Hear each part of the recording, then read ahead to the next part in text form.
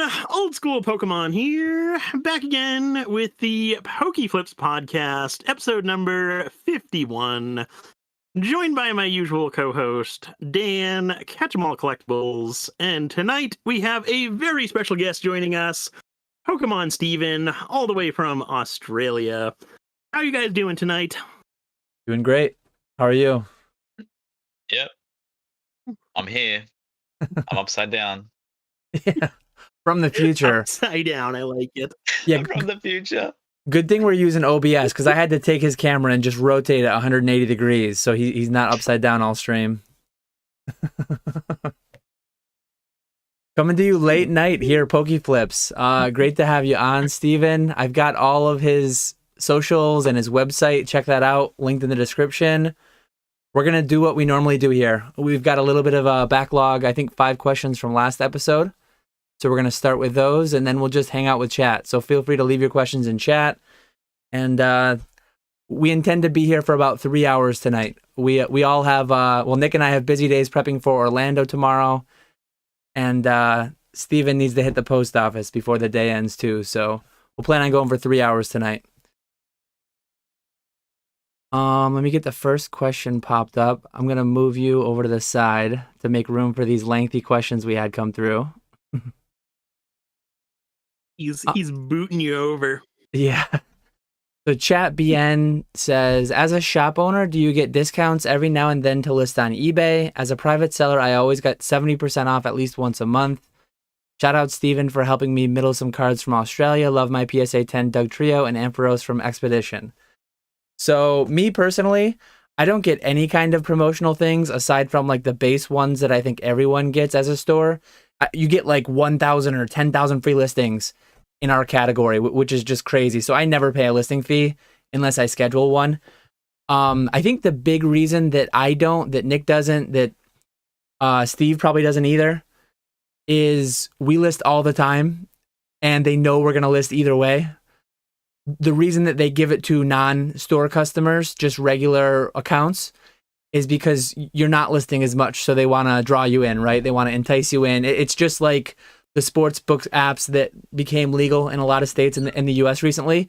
They give you free bets, they give you free money, they lure you in. They're hoping to create eBay addicts out of you by getting you to do your first few listings. So I think that's the case there. Do either of you get any? Am I wrong there or no? Never. I haven't had a listing thing of like the free sales or anything for a very long time. I get 250,000 listings for free, but maybe that's because I'm in Australia. But yeah, That's absurd. I forget how many, so many we get. It's a big number though. I'm nowhere near. Any store with two. Yeah, I don't know. 250,000 listings a month free. I think it's kind of too much, but yeah, nah. They don't give me anything. And he said, thanks for helping you with the grades. You're welcome. I don't remember, but you're welcome. I'm sure it was a long time ago. But I'm happy you're happy. Yeah, no. I remember I used to get those way back in the day. But it has been forever since I've gotten anything like that. Yeah, I think the next stage, and hopefully, I believe none of the three of us are contracted with eBay, but hopefully that's like the next level up.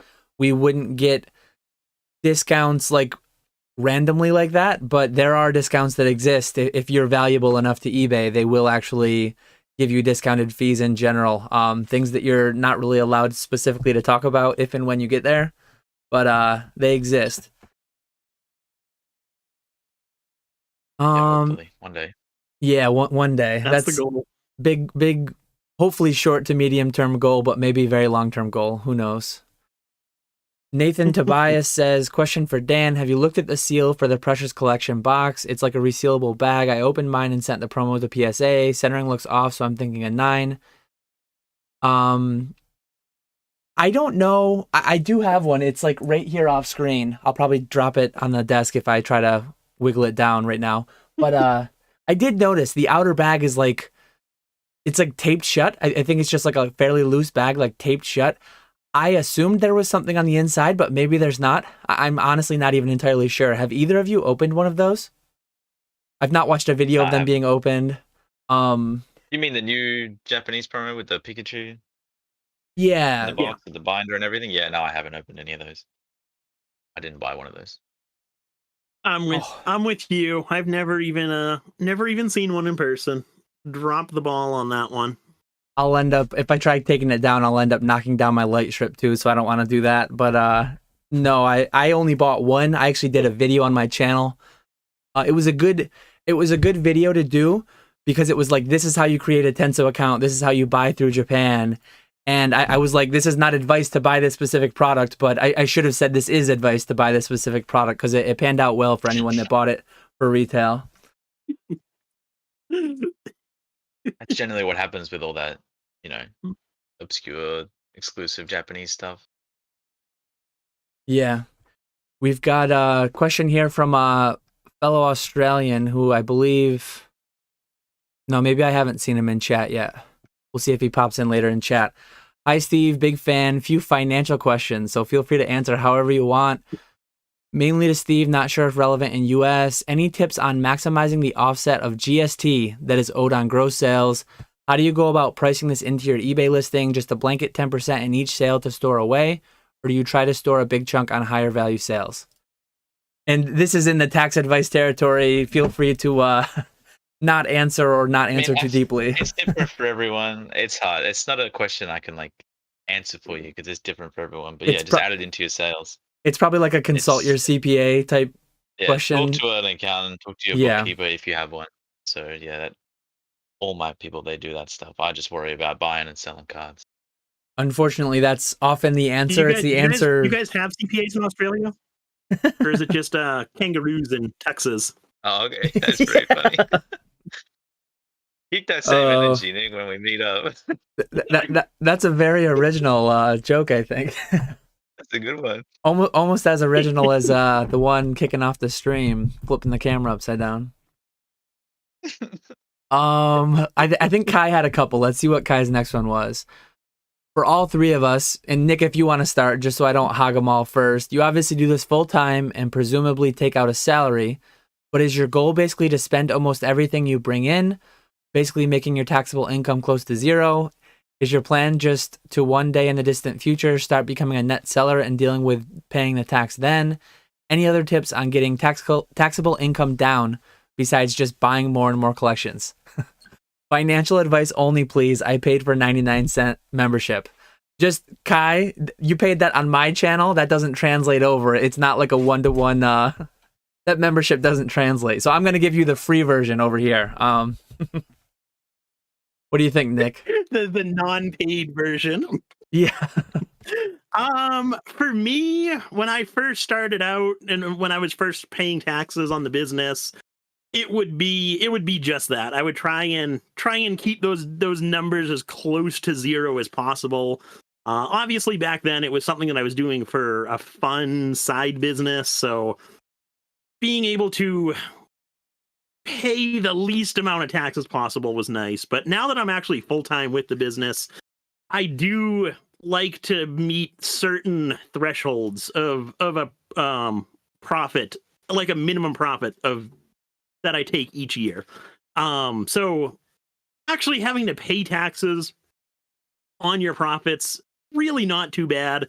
It sounds a lot worse than it actually is, because the more taxes you're paying every year obviously means that your business is doing that much better every single year and you're making that much more money every single year. So the fact that people say to keep your profit almost zero single year probably isn't the best advice, because obviously if it is business, you do want to take salary from that business and make your time worthwhile. So I don't think it's always best to buy so many collections every single year to keep those numbers at zero.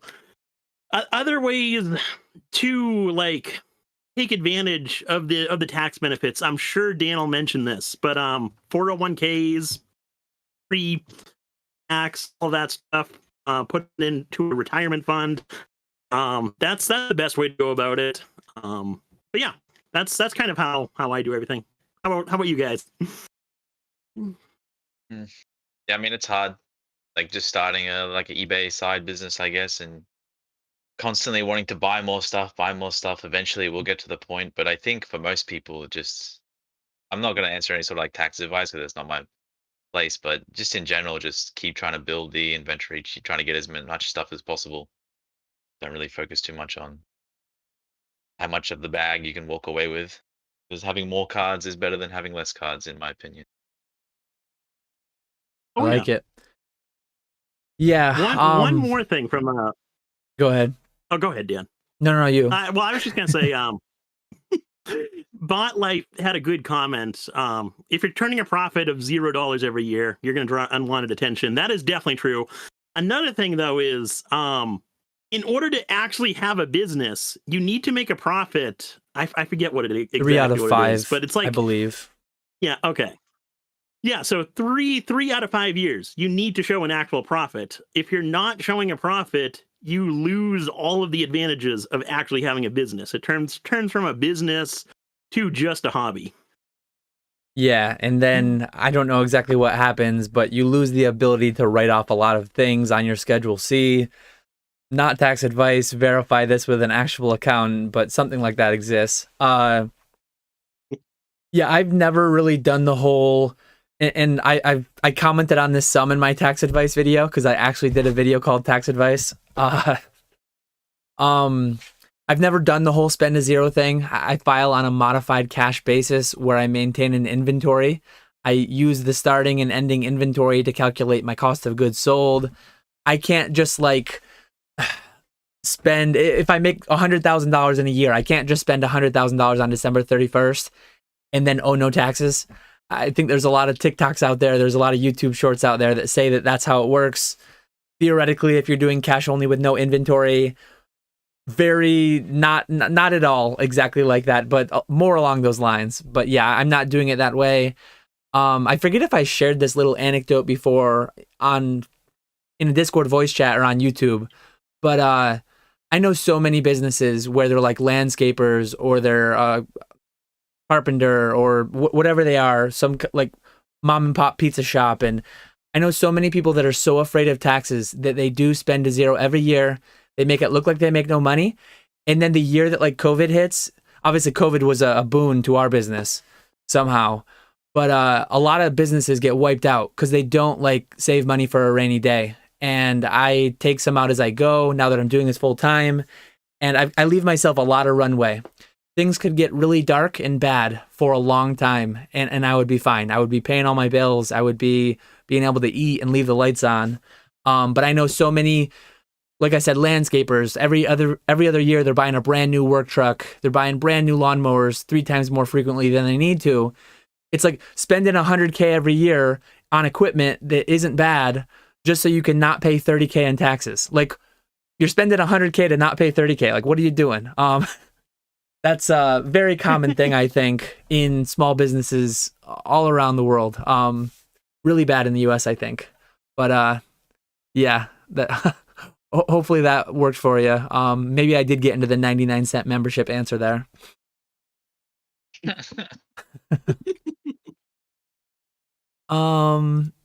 Here's a question, Steve, if you want to start. This is Kai again.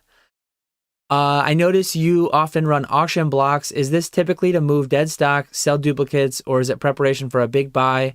What are your expectations and results from auctions, and does it seem to differ based on grade/card? Auction blocks. I did a few over the past 3 months, probably auctioned like 400, 500 cards. I generally, when I buy it, I like to buy a lot of like rarer Japanese cards, expensive cards. And if I do buy one, I like to just I pull out an amount of the inventory and like I'll auction off this much. I know it'll sell for the amount that I just spent. So it's not I don't really need to, but I like to like turn a lot of the smaller cards into a bigger card. That's like my whole goal is to get as many bigger cards, not physically larger, more expensive, I guess. So that's pretty much what I do. If I need to, I don't really need to, but I just want to. And sometimes I have like 30, 40, 50 copies of like one card in PSA 10. It's not a big deal to like auction 1 or 2 off every once in a while. It's generally a really bad thing to auction cards. What do you think, Nick? Yeah. For me, I recently started doing weekly auctions, and I've been really enjoying those so far. So I do my consignment auctions on Sunday, which those are other people's cards. So I care about the price point to keep those people wanting to consign through me.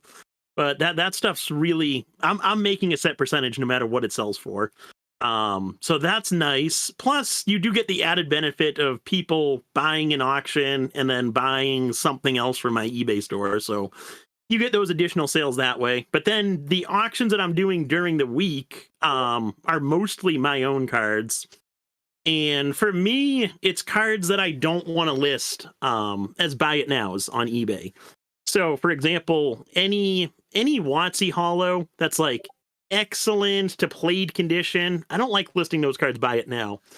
So instead, I'll list those cards via auction. I found that the pricing is it can be a little sporadic sometimes, but overall the pricing is actually pretty decent from what I've seen so far. So definitely something that I'm going to continue, and I would definitely recommend it for other people because you're getting that guaranteed sale, and then you're also getting people who come follow your store for other auctions, people who might come buy one of your buy it now listings, and then if nothing else, you're probably going to get a feedback. So there's another benefit right there. Yeah, sorry, Dan. I'll just add to my point. Yeah, no problem. Auctions are actually really good. If the smaller you are, the smaller your eBay store is. Auctions are like better for you because you'll get like feedback faster. You get sales. You'll be able to like get onto like all the search pages and everything. You'll understand how it is to ship things and how you can get better at processing. So auctions is not really a bad thing. My advice is to like start the auction at a price that you're comfortable with getting, especially if you're selling graded cards and it's not an expensive graded card. Maybe you just start it at $15 if you're grading them at bulk. It's not always like people might start a bid war if you start at 99 cents, but at least you won't sell it for like $6 and you'll be felt to be really sad. So auctions are amazing, to be honest. I don't like to do too many because I'm auctioning off the same cards that I have listed by it now, and I'm just like competing against myself. But if I make a big purchase, like I just bought a pretty expensive card, I'm probably going to auction off like 100 or 200 cards next week. So it generally just depends on how much in and out money you have. Yeah, auctions. Historically, I used to use them more for like cash flow situations where, exactly as you said, I made a big buy and then I put it on my credit card as like a short-term interest-free loan. 45 days later, I've got to pay that off though. And thankfully, I'm largely past those days where I'm running so thin that I'm needing to do that. I haven't run a personal auction for myself, I think in over a year now. And I don't really ever intend to, at least not on my eBay. I've done a few auctions here and there in the past couple months that were consignment auctions. They just wanted to close out their account or get rid of a few cards they had on buy it now consignment for a few months.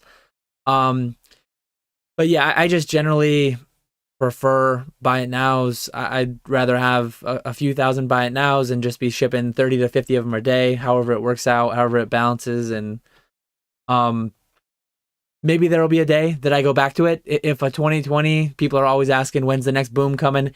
If and when another 2020 comes, maybe I would just start delist all my buy it nows and just throw up 20 auctions a day because everything was going for records then. There's certainly items that lend themselves better to auctions, and there's certainly time periods coming in cycles that just lend themselves better to auctions as well. I think we have one more. The Toasty699, I had a quick question. I've been on it for a while, but haven't sold a ton of sealed product. I wanted to sell some sealed products in the $200 to $300 range. Do you guys add signature required to those kind of orders on top of tracking? And is there any ways I could protect myself from possibly being scammed by the buyer? Thanks. Love the content. Keep up the great work. So I don't sell any sealed product. Well, very, very little sealed product of that nature on eBay. In the past, when I had, those were most commonly way higher rates of negative feedback, way higher rates of return, way higher rates of, because they open it and they don't get what they want. You sell an Evolving Skies booster box, a little bit above that range, $350. They don't pull Moonbreon. They think you scammed them. They look at the terrible quality control. They look at a pack that has like a little opening at the top or a little bit of something going on here or there. They think you resealed it. I think you can sell a lot and not have it's not like you're gonna have issues every other transaction or anything, but you have them at a much higher rate than graded cards, especially now that eBay authenticity guarantee is a thing. eBay authenticity guarantee is amazing. And it's only for graded cards though. If someday it comes to sealed product, that would be amazing. On the signature thing, I just do signature when they require me to at $750. I never do it underneath that. Unless for some reason somebody asks. There are times where someone doesn't want it being left on their porch, $300-$400 item, and they want it, so I just throw that in for free if they ask for it up front before buying. Other than that, though, just when it's required at $750. What about you guys? Yeah, I'm the same way. I don't sell sealed product on eBay anymore. Just because I do it through my website now, which saves me the fee, so it makes it a bit more worthwhile for me to do it. But then it's more so, it's not in that $200 to $300 range. It's more so like $100 to $150, where the eBay fees and the shipping would absolutely destroy any type of profit that I make. But I used to sell boxes on eBay, and like Dan said, you do run into the occasional issue where if the wrapping is a little bit loose or something like that, you'll get a return request or some stupid reason. But overall, it goes fine. I wouldn't worry too much about it. And then as far as the signature required, I just do that on what eBay requires, which is $750, like Dan. So that's really all you can do. There's really no other ways to protect yourself. You always hear about the eBay horror stories, and if you go down that rabbit hole, it's going to seem like it's a lot more common than it actually is. Stuff like that happening is very, very uncommon. It's the vast minority of people. But unfortunately, there's really nothing you can do. Don't bother recording a video of you packaging the item, dropping it off at the post office. eBay, PayPal, credit card companies, they're not going to care about that. So don't even bother doing that. And shout out to PK, because even if you do record it, there are ways to record it and like do some wizardry and have it. If anybody's seen that video I'm talking about that PK did, one thing I wanted to say too before Steve goes is P Football Pete, the infamous eBay seller. He sells pretty much all modern sealed product. He's 100% legitimate seller. He has 621 negative feedbacks. He has 621 out of his 60,000. So he's about 1.1% negative feedback. And he's selling, like, I'm scrolling through some of his feedbacks, and some people are like, I don't know if this is real. Like, that guy's not selling resealed product. That guy's not selling fake product. Some amount of it is like, and then another thing that I get concerned about too is like, you buy an $80, now $90 maybe wholesale booster box from Pokemon, things that are made by the warehouse full, and there's one tiny dent, one tiny crease on the box. From Pokemon's perspective, this is mass produced. That's the packaging. They don't care about the packaging. The product is inside. So some people buy a sealed product, which it's fine. If you want to buy a box, collect a box, that's great. Look for a minty condition one. I understand that you would want a minty condition one, but I don't want to be the one supplying that product. I don't want to pay $90 wholesale and then have to double box it, pad it like crazy so that you can have a pristine box that you're trying to pay like $110 for. I just can't do that. So sorry to cut back in. Yeah, no, the sealed product route, it's a tough one, honestly. You're competing with so many more people. I think the question on adding signature, that's just up to you. It depends. If you make $100 on an item and that $3 to $4 extra is going to give you peace of mind, definitely add that on. But definitely signature on everything above $750. It also counts sales taxes and like import taxes where people pay. I don't know if you guys realize that. So someone pays $700 for an item, but they pay $70 in tax, you still have to add signatures to that. I learned that recently, and I lost $700, so that was pretty lame. But Ooh, yeah.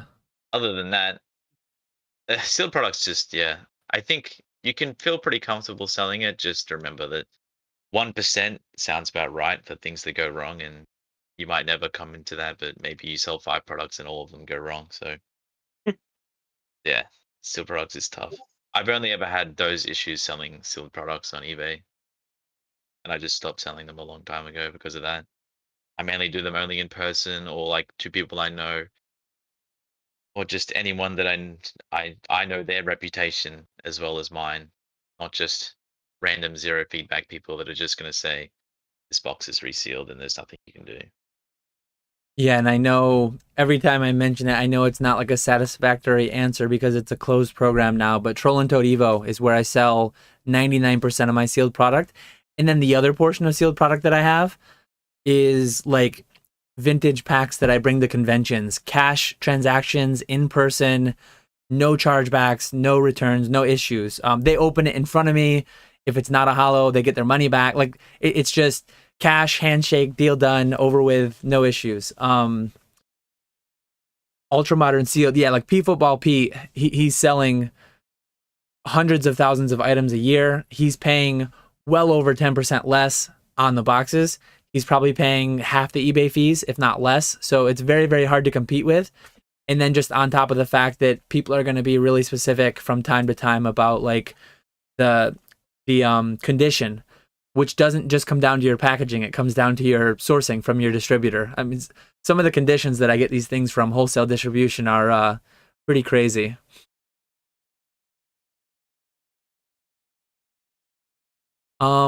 With that, that's all our questions. I don't know if either of you had any topics you wanted to cover before we get right into the chat, or if at any point you want to just hop in with a thought or a question or whatever.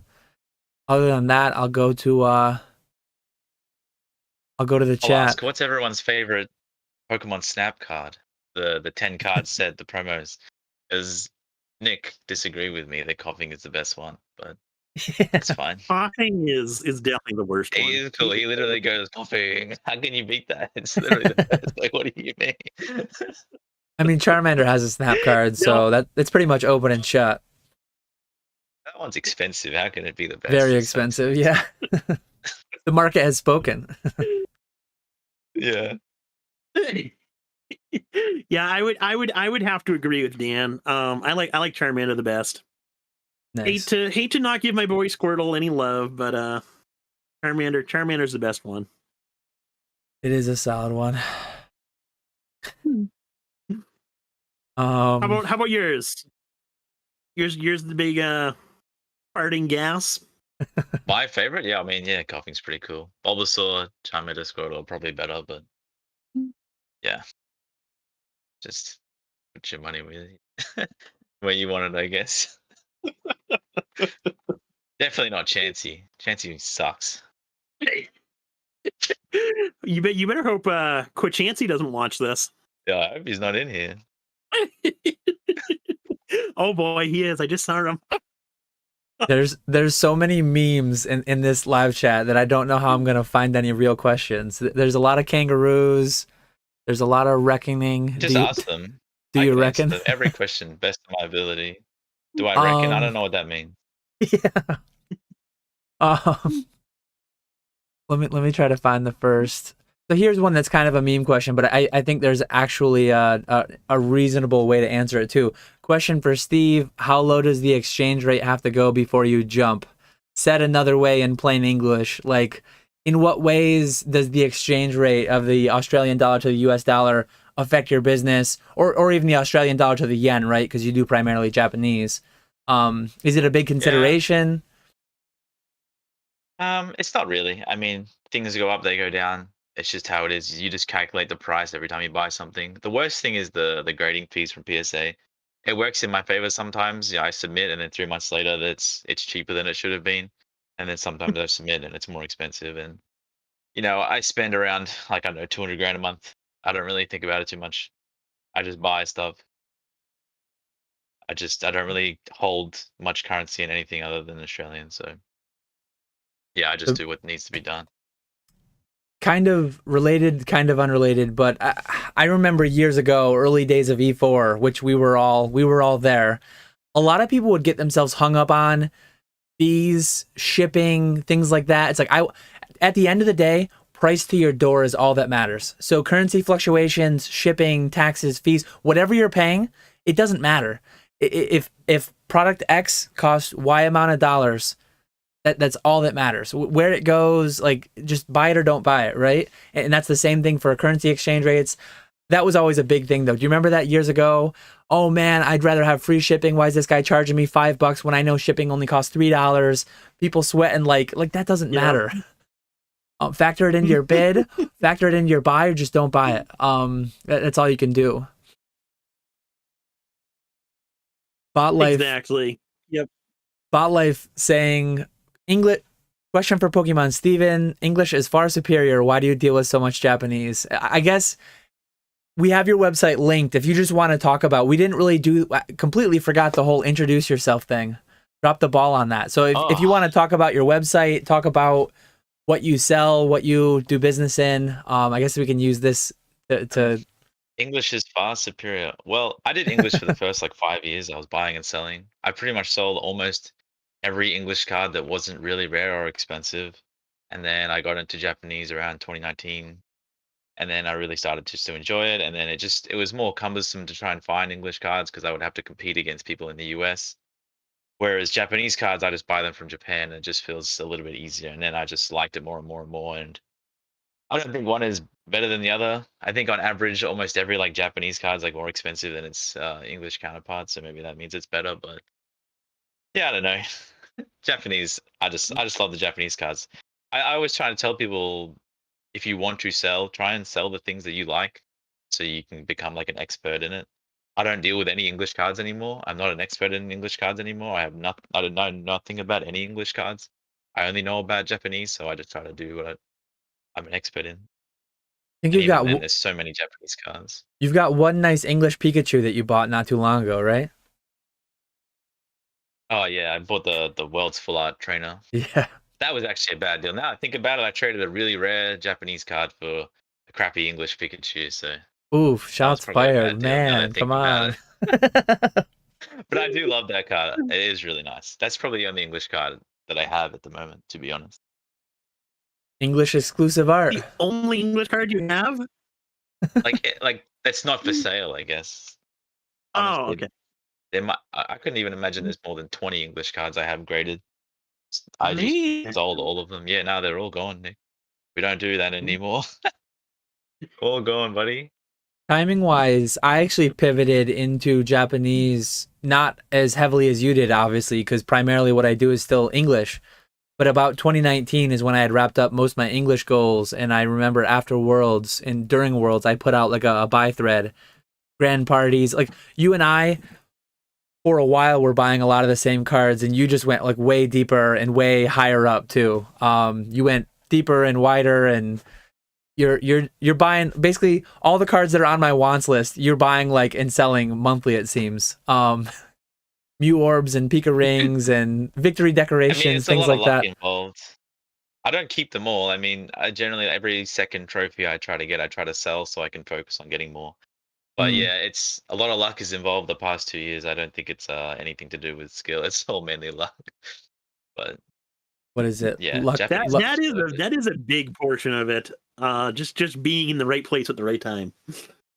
Being prepared and in the right place at the right time, though. Luck is when, what is it? Luck is when preparation meets opportunity. Yeah, something like that. There we go. Definitely killing it with those trophies. Words. Yeah. Yeah, I love them. The trophies. I know. Otherwise, you want me to introduce myself? I mean, I guess. Yeah, if you wanted to say, I think we completely dropped the ball on that. I think a lot of people know you for sure. I mean, yeah, I just a Pokemon card collector / seller for the past like 9 years. Mostly a seller, and now I'm more of a collector now that I can afford to collect. So that's pretty much it. Just constantly trying to grow my store, my inventory, my site, create as many obscure, weird things as possible to help people that collect every different type of Pokemon. There's not too much about me. I'm 29. I got 5 cats, beautiful girlfriend. That's it, pretty much. Just do my best every day. Living the dream. Need more cats. Yeah. No, you need less cats, more dogs. I love cats. I love them so much. I need 6 to have a team, Nick. I can have a team. We have 2 cats and a dog. That's true. That's true. I'm very much a dog person. I like cats though too. My wife's a cat person. I've always been a dog person though. Yep, I'm the same. Next question comes from my name is Cade. I have every alt art, SA and SAR, in Japanese, either in a PSA 10 or raw awaiting grading. Do you think this would be a good hold or sell up and make a lot of plays with the money that would free up? It all depends on your goals. If your goal is just to have every alt art in PSA 10 and you get a lot of enjoyment out of that and you have the money and you're not like carrying it on credit, anything like that, irrespective of future value, I think it's an easy decision to just buy them all and hold them and put them together, put them on display, get that joy every day looking at them. If you want to do this as a business or even a side hobby, side hustle, whatever you want to call it, and that amount of money being tied up is restricting you from transacting the way that you would like to, then I think it's fairly easy decision to sell them, especially because mostly they're probably all sounds like you're grading them yourself largely, so you probably have a fair bit of profit in each one. So that's the only way I can answer it, is if this then that, if this then that. I don't know what your situation is, I don't know what your goals are, but that's what you got to break it down to. What do you guys think? Yeah, I pretty much agree with you there. I have started a binder collection of alt arts, and I really enjoy that. I think the artwork on those cards is just so good. So I'm gonna go back and slowly buy them all. Like I said though, I'm doing a binder set. I wouldn't want to. I've always been someone who doesn't want to pay the PSA 10 premium on much of anything for my personal collection. So if I was in your position, I would sell the 10s and buy either raw copies or PSA 9 copies. But if you want to go for the 10 set, it'd be a really cool set to have. So I say go for it. But if you're needing the money and you want to kind of downgrade, I see 9s as a perfectly reasonable option. Yeah, I mean, it's a hard thing to sell things out of your collection that you really like. I think my honest advice would be don't sell any of those. But maybe the one that you like the least, try and sell it and see if you can buy multiple again and then keep one. Do you want to sell one and then try and buy 2? If you can, grade it in a 10 or something. Or maybe the next one that comes out, maybe buy 2 of the next one that comes out, sell one of them, keep one. Sort of thing. Don't like sell the ones you have. So, because you're going to be really sad when you can't buy them back for the same price or the same condition. That is true. That is true. Reed Armor. Yeah, it depends. Reed Armor has a question. Is it common for vendors at conventions to be open to trades, or do they prefer straight cash? What do you think, Nick? You gonna be looking for trades in Orlando? So I like doing trades. I don't do 1-for-1 trades. Basically I'll do like 80 to 85% value on, so like what you're trading me, you'll get 80 to 85%. If you're looking to trade, it's mainly going to be whatever the sticker price is. So it's not like a completely 1-to-1 trade. I'm still making out better, but you're not having to put as much cash up front. So yeah, I like doing it that way because it actually works out a little bit better in my favor. But my ideal scenario is part trade, part cash. That way I'm getting a little bit of cash, also getting some cards. That's kind of my ideal way to do it. But yeah, I'm always open to trades. But it would work like that for me. Doing like a 1-to-1 trade it just doesn't make sense for me, because what I'm bringing to Collecticon, all of that stuff is already listed on eBay. So if I'm going to do a 1-to-1 trade, I'm gonna have to then take your card, take pictures of it, get it listed on eBay, all of that fun stuff. So it just ends up being more work for me. So that's kind of how I work it. How about you guys? Yeah, I've never been to a physical place to do a physical trade, but I get asked to do trades all the time. In If you are approaching a seller and you want to do a trade, you will definitely try to give them more value because they have to go through the process of selling your things and fees, shipping, potential scam, everything. All that gets lumped in. Same as selling a normal item. If you have a more desirable item, that will probably meet you closer to the actual price. But the less desirable your items are, the more further away. Because usually, most sellers, if they're bringing something to a store or a physical place, they are having items that people actually want to buy. And if you want to trade them things that people don't want to buy, it's going to make it really hard for them. So it'll generally, yeah. So I'd like to do part trade, part cash. That's really good. I generally tell people that I give them the cash value of what I have into the item, and then their trade is basically my unrealized profit, I guess. Because a lot of people who want to do trades, they might have bought off me before, so I like to help them out because obviously that's the whole thing. But you want to have desirable things if you want to trade people, and definitely give them more because they have to put more effort. That's basically all I can say. Yeah, I would theoretically be open to trades, but generally speaking, when they're offered to me, it's like, hey, you have a $10,000 item or you have a $1,000 item. I want to trade you 10 pieces that are 10% of the value, 1-to-1. It's like I have one thing I want to sell for this, and now you want to trade me equal value. Now I have to sell 10 things. That's not the way it's gonna work. Like as Nick said, well, as you both said, I need to get more money to justify doing extra work, right? Theoretically, there could be this dream scenario where I have like 10 different $200 slabs that are like lower liquidity, more niche, and you might have this one $2,000 item that I know that I can just snap sell. So theoretically, there could exist a world in which I trade 1-to-1 value, but I trade from multiple low value pieces, low liquidity, into one high value, high liquidity item. Theoretically, that could happen. It never has happened because every time I've been proposed a trade, it's pretty much been like, I have the high value, high liquidity, and they have the low value, low liquidity, and they want the 1-to-1 that way. So, yeah, like 99% of the time, though, I just want cash because trades usually aren't proposed in a very attractive way in my experiences.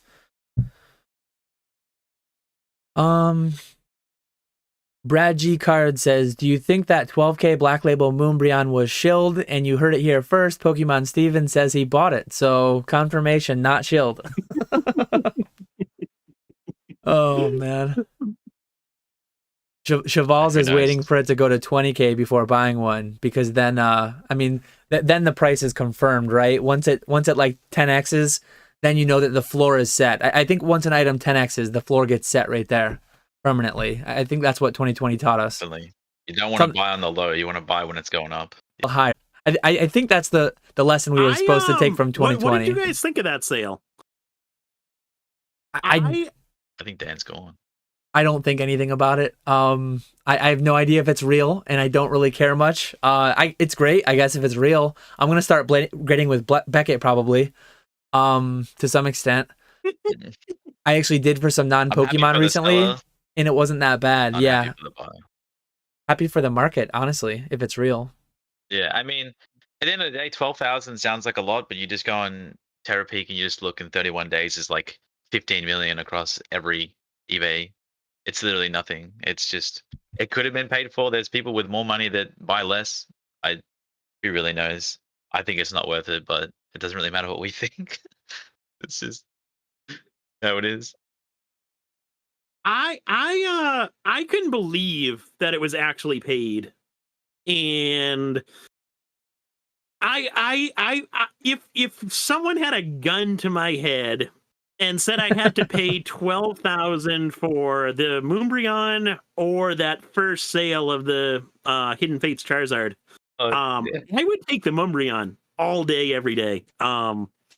If you compare both of those like outrageous sales that none of us would actually buy, the Moonbreon actually makes a lot more sense. At least for me, the pop report on the Moonbreon is pretty low, even though so many copies have been graded.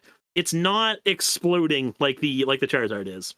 You're comparing the So difference. the sale kind of makes a little bit of sense to me.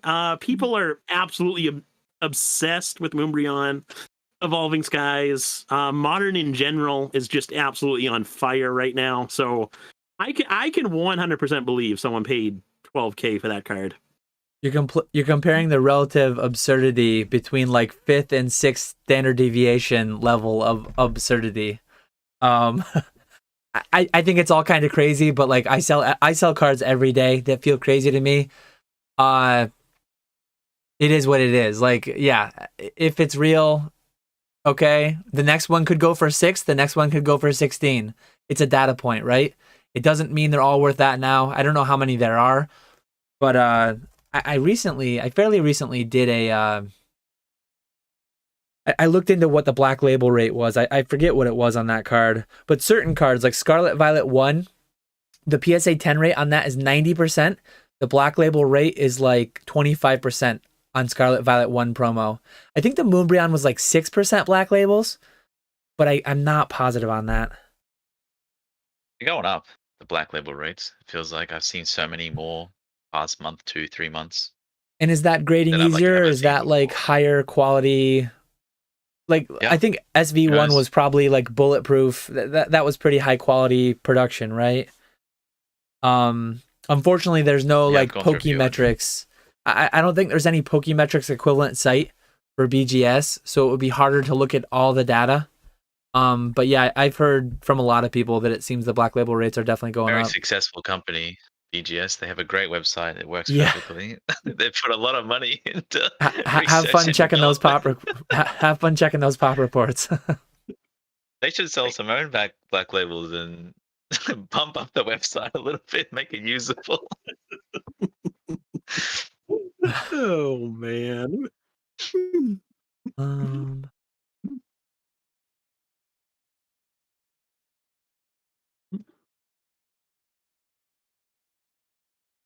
my chat's jumping all over the place.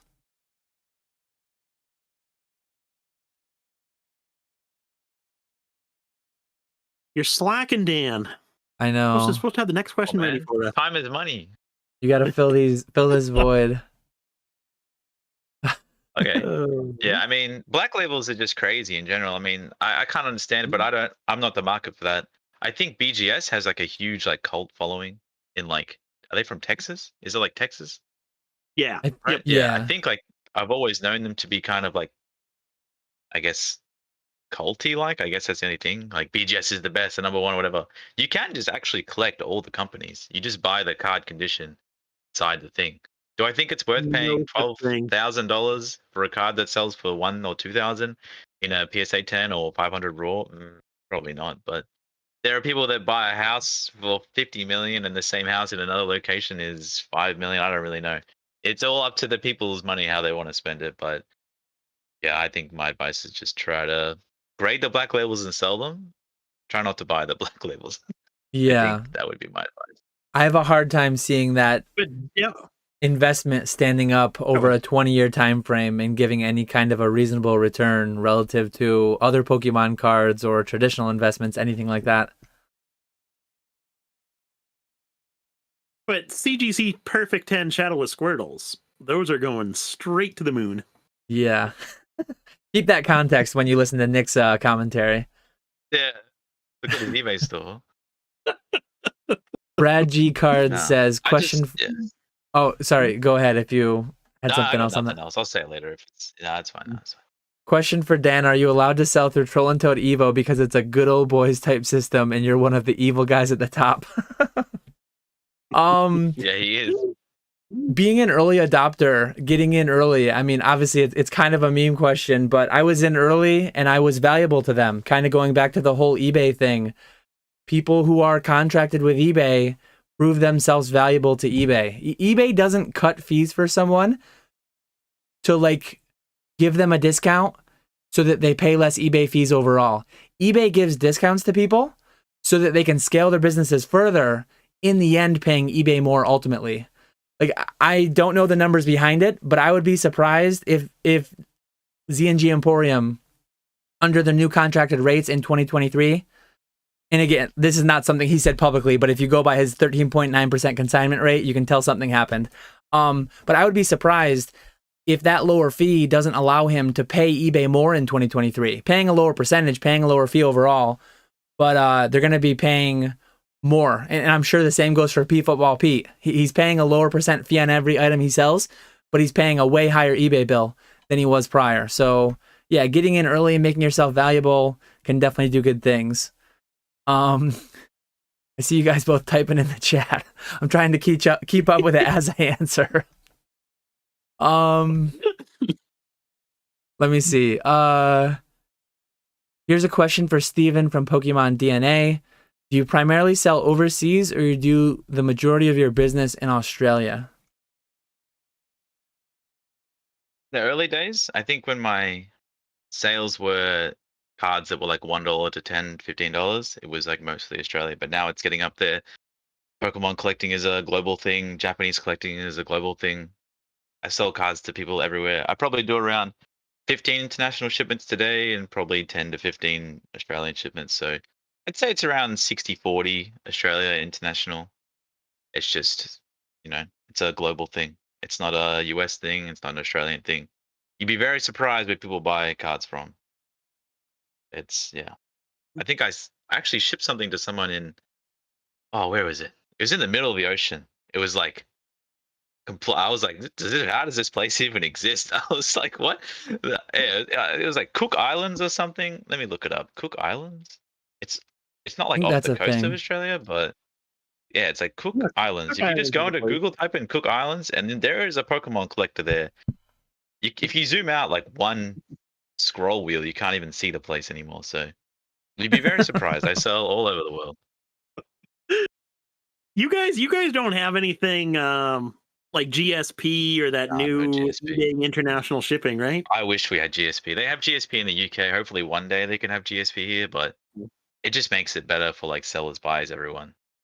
I'm pretty comfortable shipping like overseas, and I ship very expensive things and very non-expensive things. I'm comfortable, and Australia Post does a great job. The EMS system is great worldwide, but GSP just adds an extra layer of protection for me that I would like to have.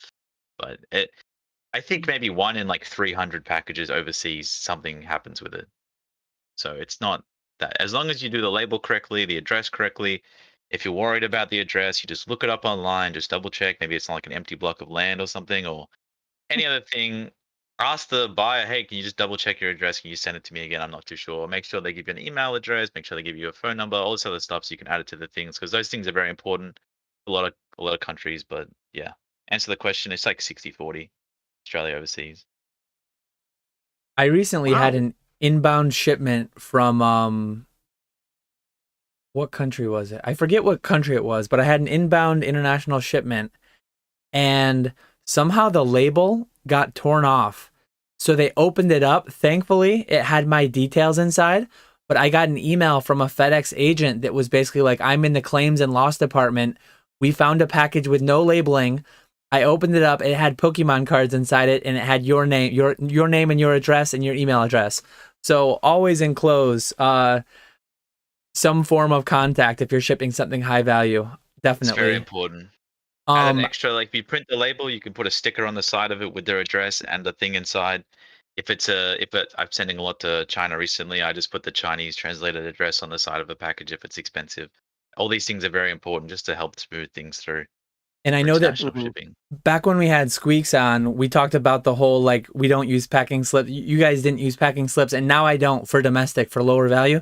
But when I'm doing higher value international, I've always got something inside that has someone to contact. My return address, my name, that's the first time I've never heard anyone mention that story. I was shocked to get that email from a FedEx agent, but I'm glad it did. Ultimately, it arrived. So I had to give them the tracking number, and I had to give them a little bit of information to verify it actually was mine. It wasn't that big of a hurdle of information to give them, because like the only information on or inside the package was my name. So they had a pretty reasonable assumption that I had something to do with the package, right? But yeah, thankfully they printed out, slapped a new label on it, and they got it to where it needed to go.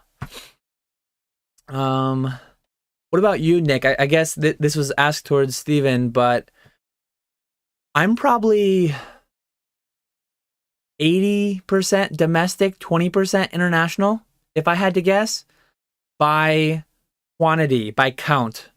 But I'm probably closer to like 2/3 domestic by value, 1/3 international by value, just because a lot of my like higher end like Japanese stuff was just going to China the past few months. Where do you land if you had to estimate? That's an estimation. I don't think there's a quick way to pull that information from eBay because I never have, or at least not recently.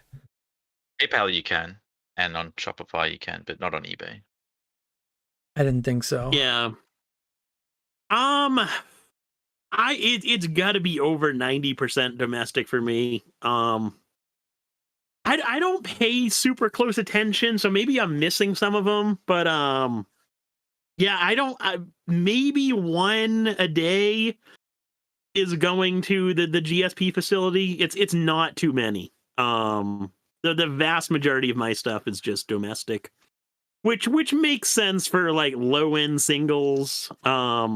With the amount of money someone would have to pay in shipping to get a $2 card, it just would not make sense. You would be surprised.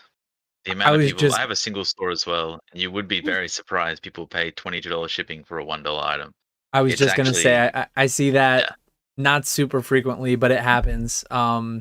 It kind of But they're stings. just factoring in the cost of everything. They're not really factoring in the shipping. They're just like, I'm just paying $23 for this. What we talked about earlier, Yeah. the all-in price to your door. That's all that matters. Currency conversion, And shipping, it most doesn't people matter. are used to it. Yeah. It's like I have this feel much for the money. people. Do I Yeah. want this item instead? And then buy it or don't buy it. Yep. Gaknak. I know that people say that rare promos and old popular WotC cards are the way to invest, but I'm seeing huge opportunity in modern. Shouldn't I just buy a few Umbreon and try to grade a good one? I don't know if you're actually talking investing or if you're just talking flipping, but you can achieve success in English, in Japanese, in modern, in vintage, in Pokemon, in all different kinds of things. It always depends on your expertise, your experience, your goals, your cash flow. There's a lot of ways to succeed in this massive hobby. There's a lot of different ways to do it. So I'm not going to pin it down to this is the best way. This is my way. You follow my channel, you watch what I do. That's my way. It's not the only way. It's not the right way. That's just my way.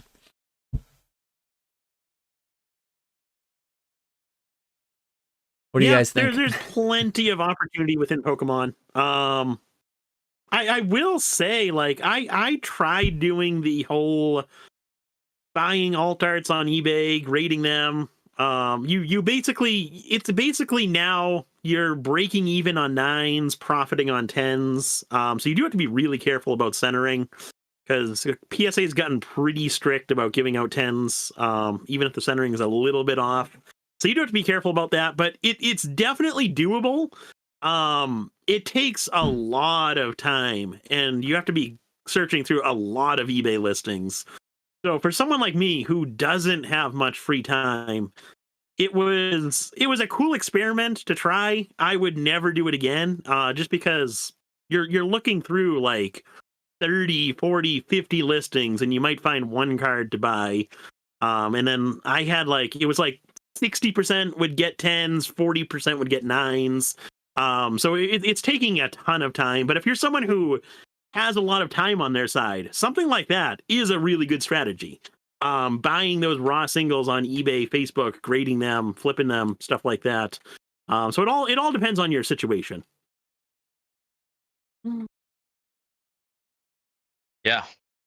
I mean, the question itself is kind of just what you like. I think invest is a pretty silly word.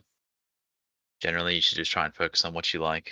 I personally love modern cards, and I'm selling a lot of my older cards that I do have to buy more modern cards.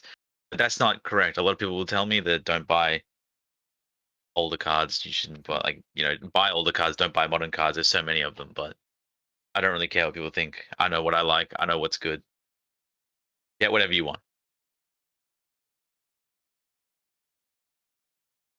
Next question came in from Fat Belly Collects for Steven. How are the Pokemon products in retail stores around Australia? Already answered this one. Oh, Just did you below answer it in text chat? box. Yeah. Have a look. Kangaroos hop around and we buy them off them. So they carry around the modern product in their pouches. That's gotta make for some Yeah. rough sealed product collecting condition wise. I mean, yeah. I mean, it's pretty much the same. They're just like at stores, at game stores, EB Games online, buy them. They're usually they're a little bit more expensive because they have to like, I don't know how they get them here. I'm sure they like either plane them in. It's like really expensive, but yeah, they're like 20% more expensive here than they are in the US. I don't really buy much English modern product. I don't really look at the stuff. I don't go outside, so I think they're just in stores, just like where you are. Except we don't have a Walmart. I don't really know what that is. I don't really know if I want to know. So They just sell everything. they sell everything. How's it even possible? That's a lot of stuff. They have a lot of You think stuff. about it. Yeah, That's a lot of stuff. they do it all. Quad Chancy, nice to see you in here. I'm looking to buy some sealed product for my son once he turns 18. He's not born yet. Would you recommend Shining Fates over Champions Path ETBs? Which has the most potential to double in price? Well, Shining Fates is cheaper, right? So it's a lower number, so I think it's easier for it to double. Plus, it was $100 at one point, right? So it's already been there. It's just got to go there again. But I mean, it's so hard to pick between two grails. Two grails like Shining Fates ETBs and Champions Path ETBs. Charizard, doesn't it? I think you're gonna. Charizard? They both have a Charizard. So yeah, you're gonna win. You're gonna win either way, I think. Just both. I think both is the answer. Double up on both. There you go. Yeah. Everything. Don't care about school and nothing. Just all in. The specialty sets within Sword and Shield have been real duds. Like Champions Pass, Shining Fates, Pokemon Go, complete duds. Crown Zenith, really good. Celebration, too, really good. But is that Sword and Shield? What was that? Is that Sword and Shield? No, maybe for English. Japanese Crown special. Zenith is Sword and Shield for English. Japanese special sets. You got Nick, man. Sell that stuff behind you. Buy some good stuff. I'm telling you. There's like 8 champs up there. You don't need that. Come on. 8. I think he's got 32. I see. Yeah, 32 or 40. Different variations. Yeah. How exciting.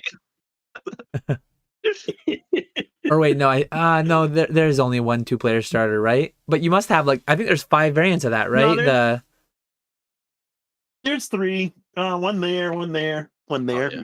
3. Those boxes cost more than those products at retail. There's way more if you count the languages, right? Those are just the English ones. Yeah, I can't get into the foreign languages. I was looking. Funny enough, I was looking on eBay the other night, and I saw someone on eBay had a whole bunch of different languages for the 2-player starter deck cases, and it got me so tempted to make offers on them, but I told myself I can't do it. You've already wasted so much money, Nick. Don't do it. English is a foreign language of the trading card game. You have to remember that. It is, to be fair. That is true. That is true. Not to be fair, it's fact. It's factual information. Japanese those things look awesome. Japanese is first edition. Oh, Mason Berry stopping in to talk about how much he loves the trade-up challenges at conventions. When we were talking about trades. On that.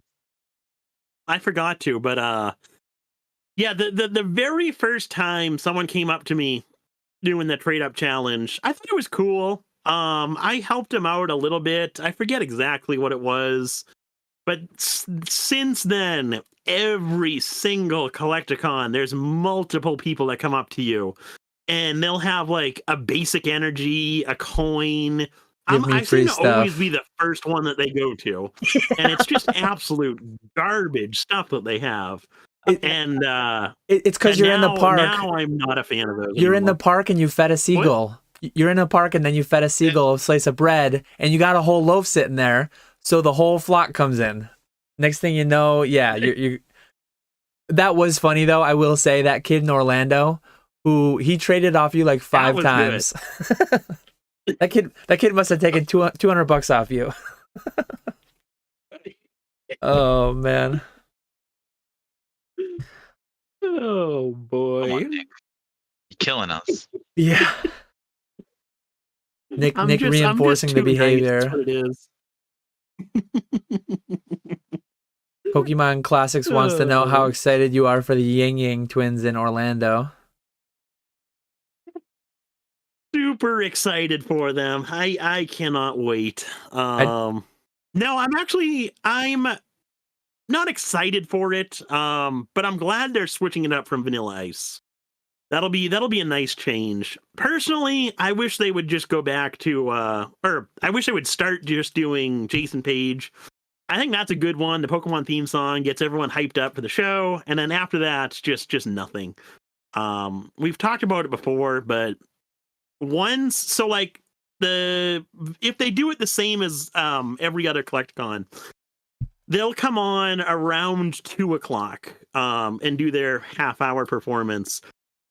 So from I've noticed from 11 until they start performing is really, really busy.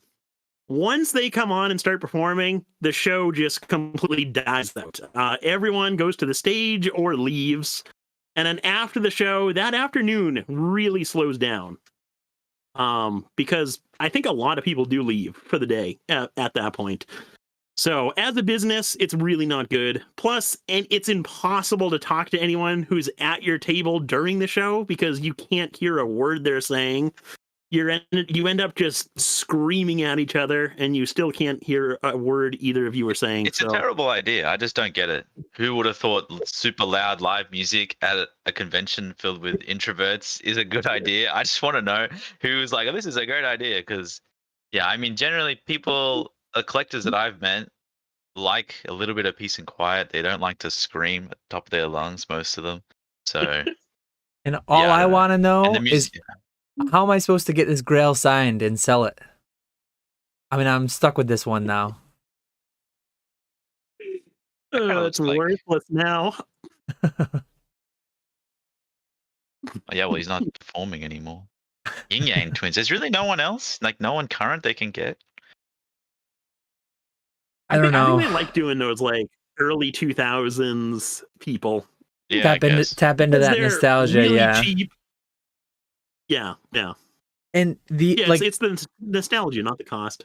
I wouldn't want them to get someone really, really popular. Like, I wouldn't want the whole convention to turn into a concert. I wouldn't want tickets that could be sold to people that will buy from me be sold to people that will just go there to listen to music and then leave 30 minutes later. Yeah, I guess. Imagine if Harry Styles went. That'd be amazing.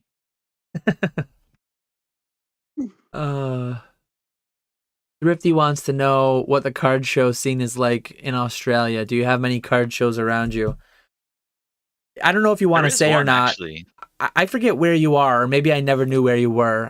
There's a few big cities in Australia, right? Queensland. Is that east? Yeah, west? I'm in Brisbane, Queensland. East side, I guess. Yeah, along the water, I guess. But yeah, there was one recently. Obviously, we all had COVID around the world, so events were just down bad. But there is one. I don't know what it's called, but they're making it a thing. And they just had a card show recently. We still have collector-con type things called Supernova, but they're not really card focused at all. It's just pop culture and all this other stuff. We have those things all over Australia, but card shows themselves, card collecting wasn't really a thing here for the longest time. Very very, very small. I would love to go, but it would just be things I'm not interested in. So, well, now's your chance to start one. Start Collecticon Australia.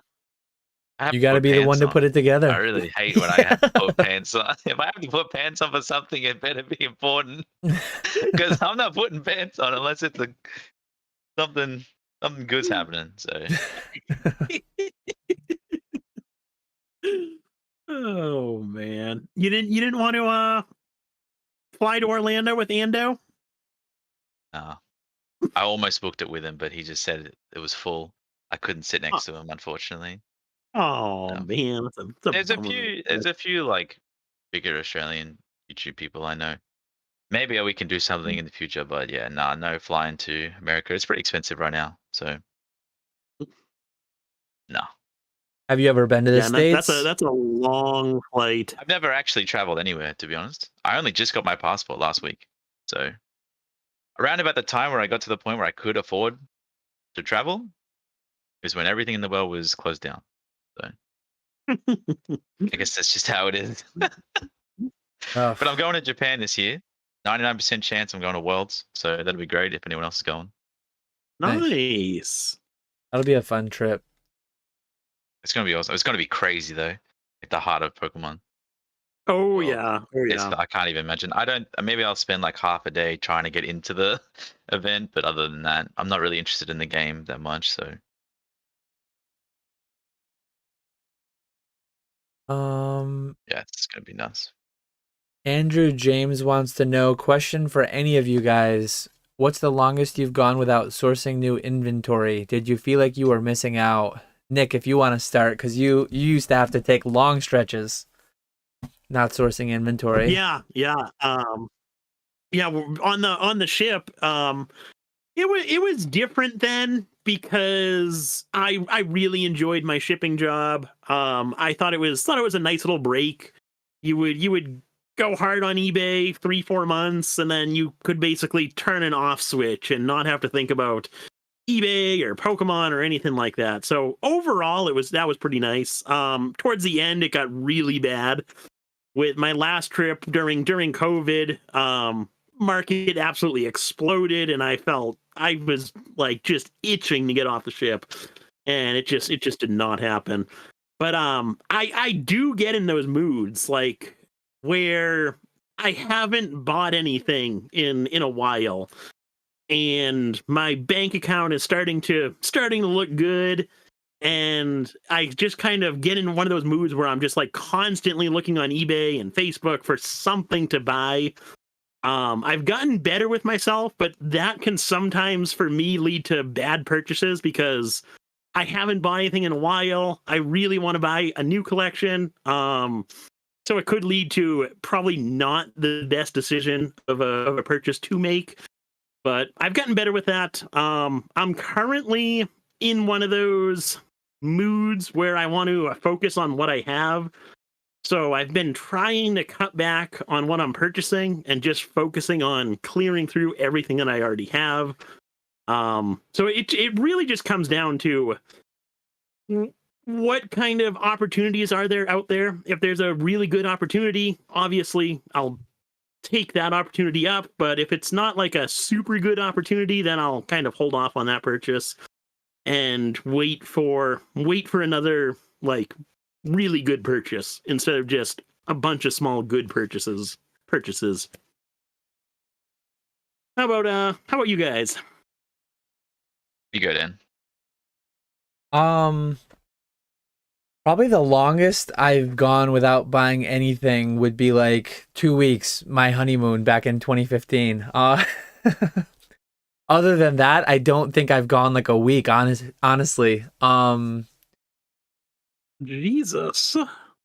I mean, buying something, maybe it's been a little bit more than a week here and there, but even during the boom, like I was not touching English.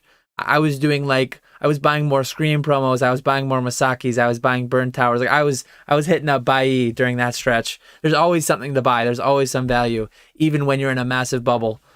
Not everything bubbles together, right? Not everything.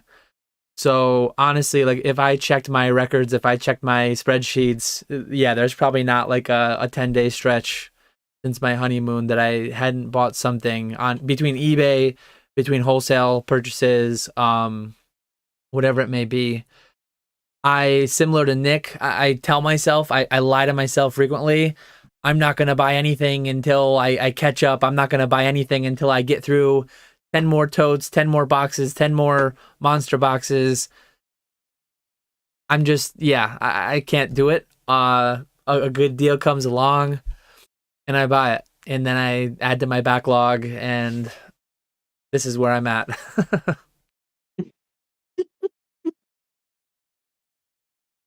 Yeah, I mean, it's hard. I think if you are working and you're like buying and selling on the side, you have the luxury of like buying only the good things that you think are good. But if you are, not working and this is like your main thing, you not only need to buy as much as you physically can, you also need stuff to do. So sometimes you might buy things where the margin's a little bit less just so you can fill the time, because otherwise you're just going to be sitting here and not doing much. So me personally, I try to buy within reason. I don't like to run my accounts all the way down to zero like I did for the first like 4 or 5 years. I mean, that was very stressful. I'd have weeks where I'd be $50 and I'd be like, all right, I can get lunch today, or I can maybe buy another plate basic Charizard. But I mean, that's just how it is. I think it's hard, especially when you're growing. Yeah, the longest I've ever gone without buying is maybe like 3 weeks. That was like this Christmas. Just because I just wanted to finalize something in my own personal life, and I bought myself a new car, and that was pretty much it. So, yeah, it's rough. That's all the Man, fun. you guys Buying are is. addicted over there. Yeah. What'd you say? We're You addicted. guys are addicted over there. I mean, that's all the fun. I mean, I generally only sell because I hate selling like cards. Honestly, I don't like getting rid of cards because I really like them. So the Yeah. only thing that makes the pain of selling something You have to is like immediately buy. Yeah. the great feeling of getting something else. So yeah, it's hard. It's like anytime I sell something, it's like, oh man, that's really good. But obviously, you have to sell, then you can buy more. So you get like the bad feeling and the good feeling, and it weighs itself out sometimes. So Yeah. yeah, it's the best Now, part. with the feeling good about buying, is it actually buying the collection, or is it going through the collection that's like more exciting for you? Because for me, it's definitely like the feeling of buying the collection. Once I get the collection, it sometimes sits in the, like, I'll open it, quickly make sure everything's there, and then just kind of toss the box aside until I can get to it. That's definitely happened to me before. Yeah, on the buying side, it's definitely the process of like negotiating and actually doing the purchase. And then once the seller ships it, it's kind of I'll get to that later. Yeah. I never put things to the side. I generally go through things the same No? day or the next day, and I just process everything and make sure it is where it needs to be. No, I can't help I'm myself. I have to go terrible through about everything that. straight away. See, But for way too yeah. long, I've been buying way too big of collections for that to even be feasible. I mean, I guess it could be feasible because I could just like chuck off immediately 90% that I can't deal with. I could just wholesale them out on eBay auctions, whatever it may be. But yeah, like that 25,000 card collection that I bought, Pokemon, Naruto, Dragon Ball Z Score, Super, all that stuff. I'm going to have some of those cards from that collection in a decade. I guarantee it. I'm going to have a monster box somewhere of 5,000 cards from that collection. I went through the Pokemon quickest I could, but I still have, I've been back in the hobby for about 9 years. I absolutely have some random oddball stuff in a tote, in a monster box, in a box somewhere from 9 years ago. I guarantee it. Like, that's just the way that I do it. I should be better. It worked out in 2020 really well, having had all that stuff. Like, I think about this future world where I just have like an incoming table, like a receiving area. I buy something, all my packages land down there for the day, and at the end of every day, that thing's cleared off. Maybe I make a big buy, and maybe it takes me a few days to get through, but everything is categorized. Everything is either listed on eBay or it's here or it's there. That day will probably never come for me. Just the way that I transact, the way that I do business. I don't know. It sounds good, but I don't know if I'll ever get there. I'm getting close. There's an end in sight. When that end will happen is yet to be seen, but it's getting there. I'm able to start seeing some progress, which is nice.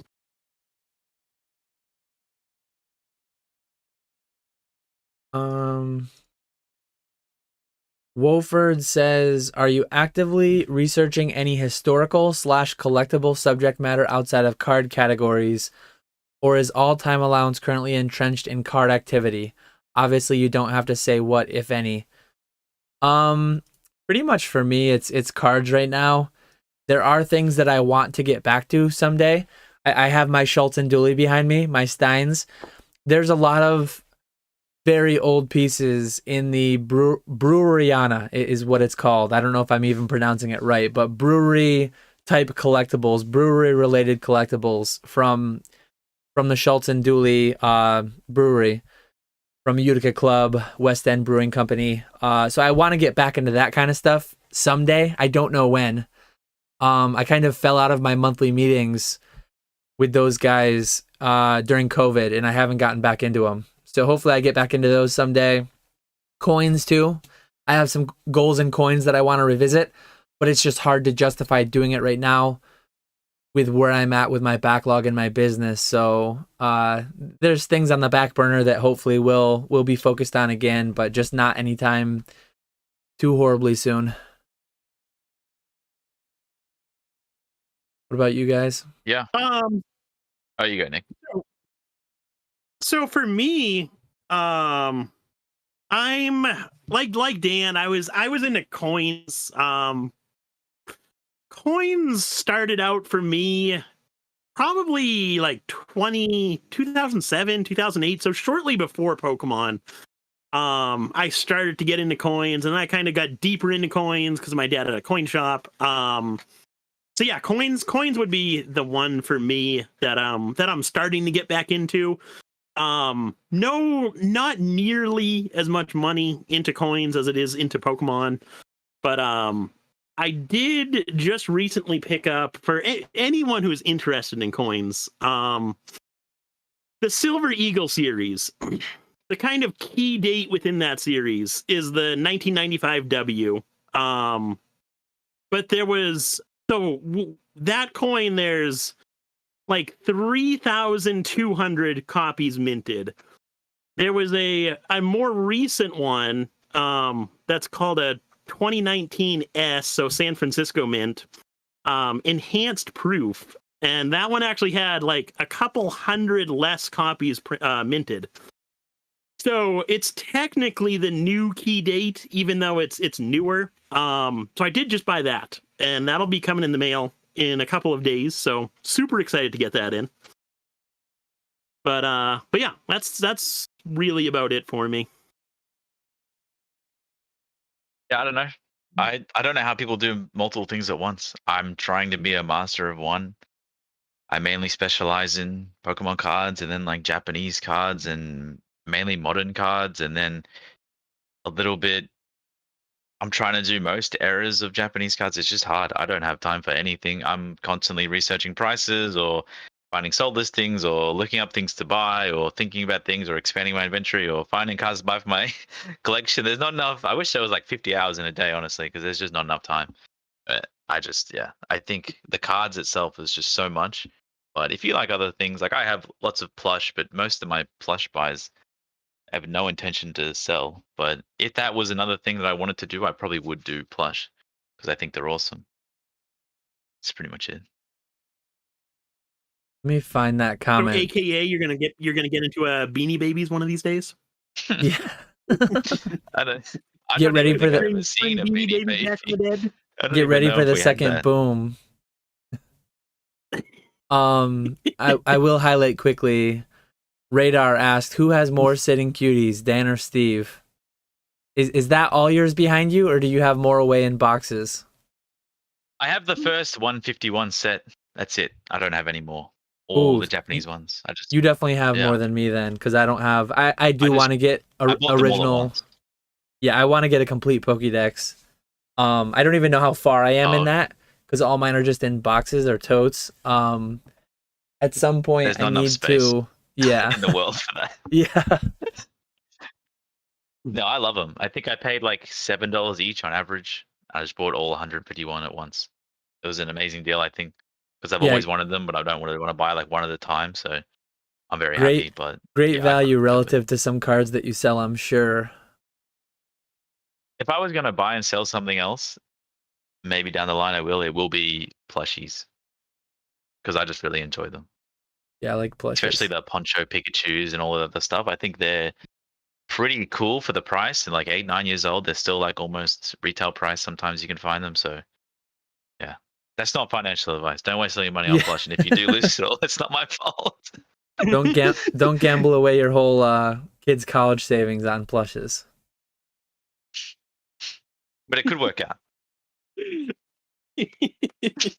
So here's one from Colt. Colt wants to know, what Pokemon type would the other two be? So I need to pick like what if you were both gym leaders, what Pokemon God, I types hate would these you guys questions. be? He always comes with a crazy question when he's in here. My name's first. I'll go first. Okay, good.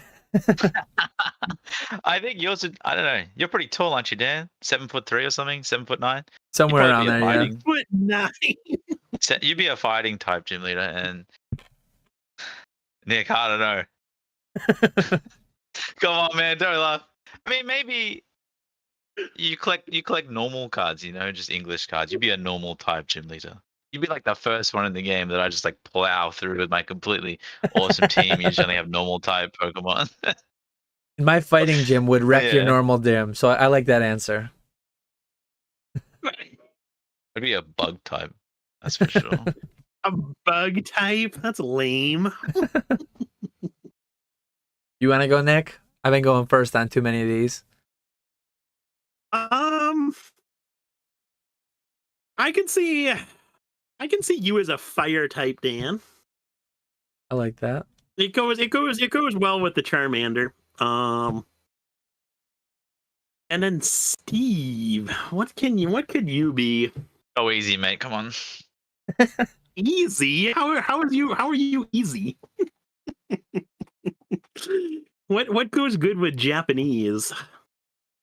No, he's Or telling you lame. to he's telling you to go easy. He's telling you to not say like fairy type or something. Oh. Type, what is? Come on. I don't know. Probably wouldn't even be a gym leader. A champion. Sorry. I don't know. Even a champion? You ever played the game? Very rarely. Dragon. No. Drag. I was gonna say something lame like you can be like Misty with the water Pokemon. Have a nice little Psyduck. Okay. I do like Psyduck. He's quite funny. Brad G Card said I would be a poison gym leader because I'm toxic. I would say I was gonna say for Nick, I was thinking water for Squirtle. Probably water for Squirtle. You'd have a whole Squirtle squad going there. And there we go. Steve, I was going to say psychic because just the way that you predicted the market on those Japanese trophies. I mean, you must have some psychic abilities going on there. It's all luck. The way that you leveled up, I mean, I got into Japanese cards in 2019 as well, and I didn't level up as fast as you did. So you must have had some psychic premonition going on there. Something. So there you guys. Luck. Psychic, eh? If I was psychic, I wouldn't have sold so many cool rare cards for cheap. Yeah.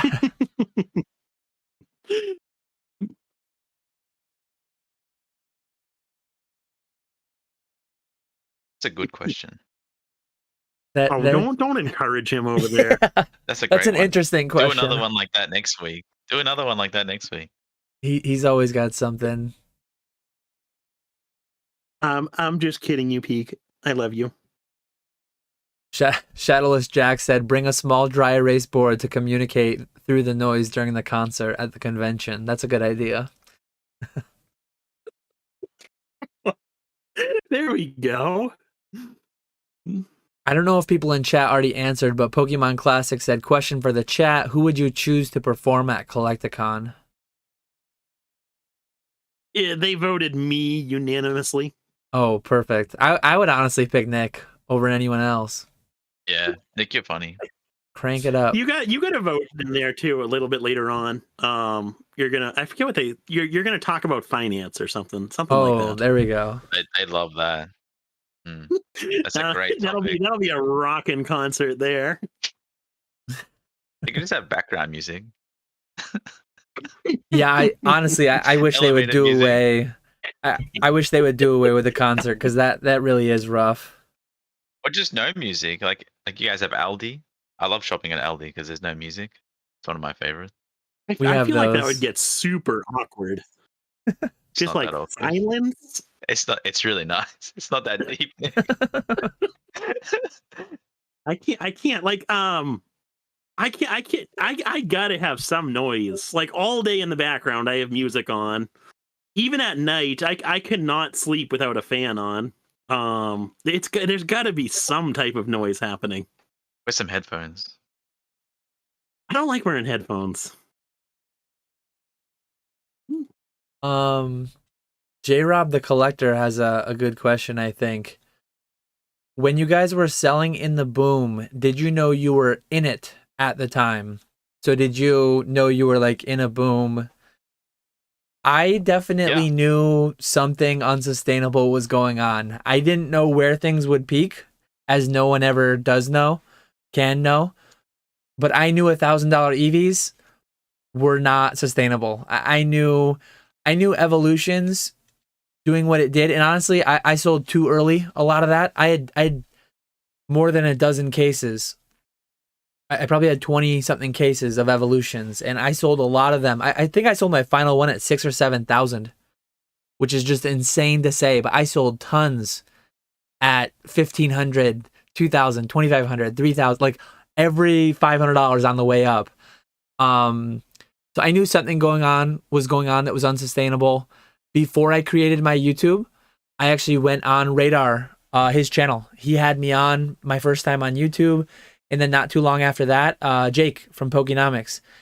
And both of those conversations largely revolved around the insanity we were in, because those were I started my channel in March of 2021. Both of those were late 2020, in the thick of things.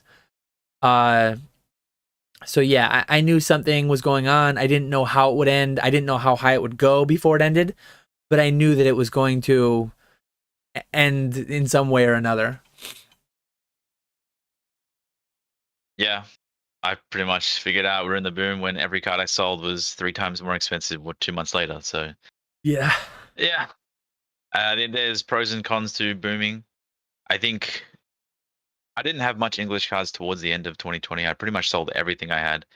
But there was at one point where I sold, like, I had a PSA 10 base set unlimited Charizard. I sold that for like $8,000. And like almost like a month and a half later, it was like selling on eBay for like 25,000. And I was like, wow, that sucks, I guess. I mean, back then, it's still a lot of money now, and it's like it was a crazy amount of money back then. But it was just like, yeah, that's when like PSA 9 Charizards, Evolution Charizards, everything was just going absolutely just. And honestly, right now, I don't feel that much different to how that was like back then. Maybe you guys don't feel as much, but with the Japanese stuff, with the rarer stuff, it's scary, to be honest.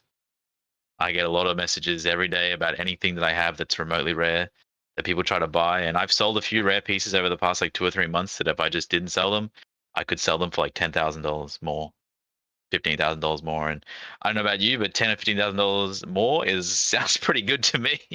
I would really like that extra on every deal I make. So yeah, I feel the same sort of things right now, but I'm also more entrenched, and I realize that the supply isn't there. So I don't think it's going to be like one of these things. It would just be like and then we'll stay flat because there's no supply to like make it go up or down. You can't have more sales if cars don't even exist. So yeah, back in 2020, the boom, definitely felt it when I sold cards, and then 1 month later they were just double or triple the price.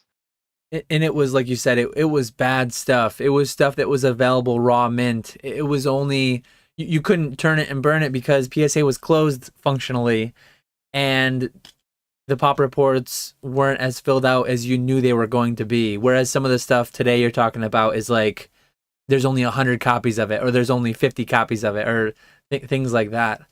What about you, Nick? You were on a ship, right? I'll just say I hate you guys. I'm very jealous. That was such a stressful time for me. And worse, Nick. If you were I would- home, you would have sold some stuff lower than you could have when you got back. So would you rather have that bad feeling, or like? Well, that's true. That's true. I would have sold a lot in like July, August, September. Maybe not September, but July and August, I would have sold a ton of stuff. But It was as nuts. it was, I couldn't sell anything. I was away. I got back home shortly before Thanksgiving.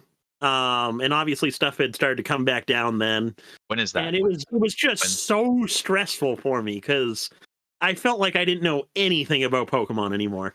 Felt like I had to relearn everything. I did play it smart, and one of the first things I did when I got home was immediately sell. I had 2 base unlimited boxes and an unlimited fossil box. I immediately sold all 3 of those.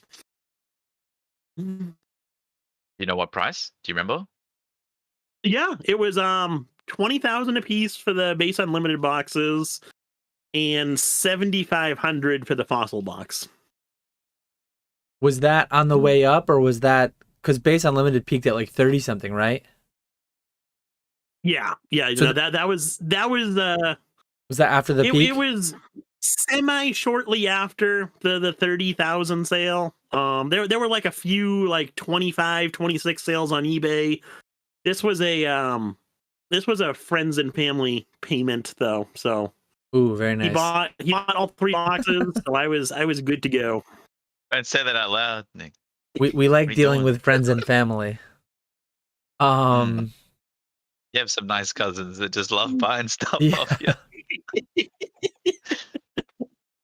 Honestly, kind of related to where Steve was going with some of the Japanese stuff, but what do you think about the massive absorption of cards into China? Steve, if you want to start. I don't know how much English they're collecting because I'm not selling that, but honestly, it is probably, as a Japanese collector and seller, it is very, very scary and a little bit stressful, to be honest. That's what I said before. Like, I hate selling cards because you can have a card that sells, and then the next week it's double the price. And you had it listed for 3 months, and you sold at your buy it now price, and it's more. The scariest thing is some of these people that are collecting in China, if they ever do fall out, it's very likely they don't need to sell. Sometimes when people quit collecting in like other parts of the world, they just sell to get their money back. But some of them simply just don't need to sell, and it's like very scary, especially on the upper end, the higher end. There is like one collector, his name's Zhao, and he collects trophy cards, and he has like at least 100, maybe 150. Who knows? It's just crazy. I don't know if he's selling them. It looks like he's not because he keeps posting them, but he could have backed up photos. You can't really trust anything you see, but if you can only imagine, for some higher tier rarity of Japanese cards, there's like 2,000 in total from 97 all the way to 2023 for cards that are deemed higher rarity.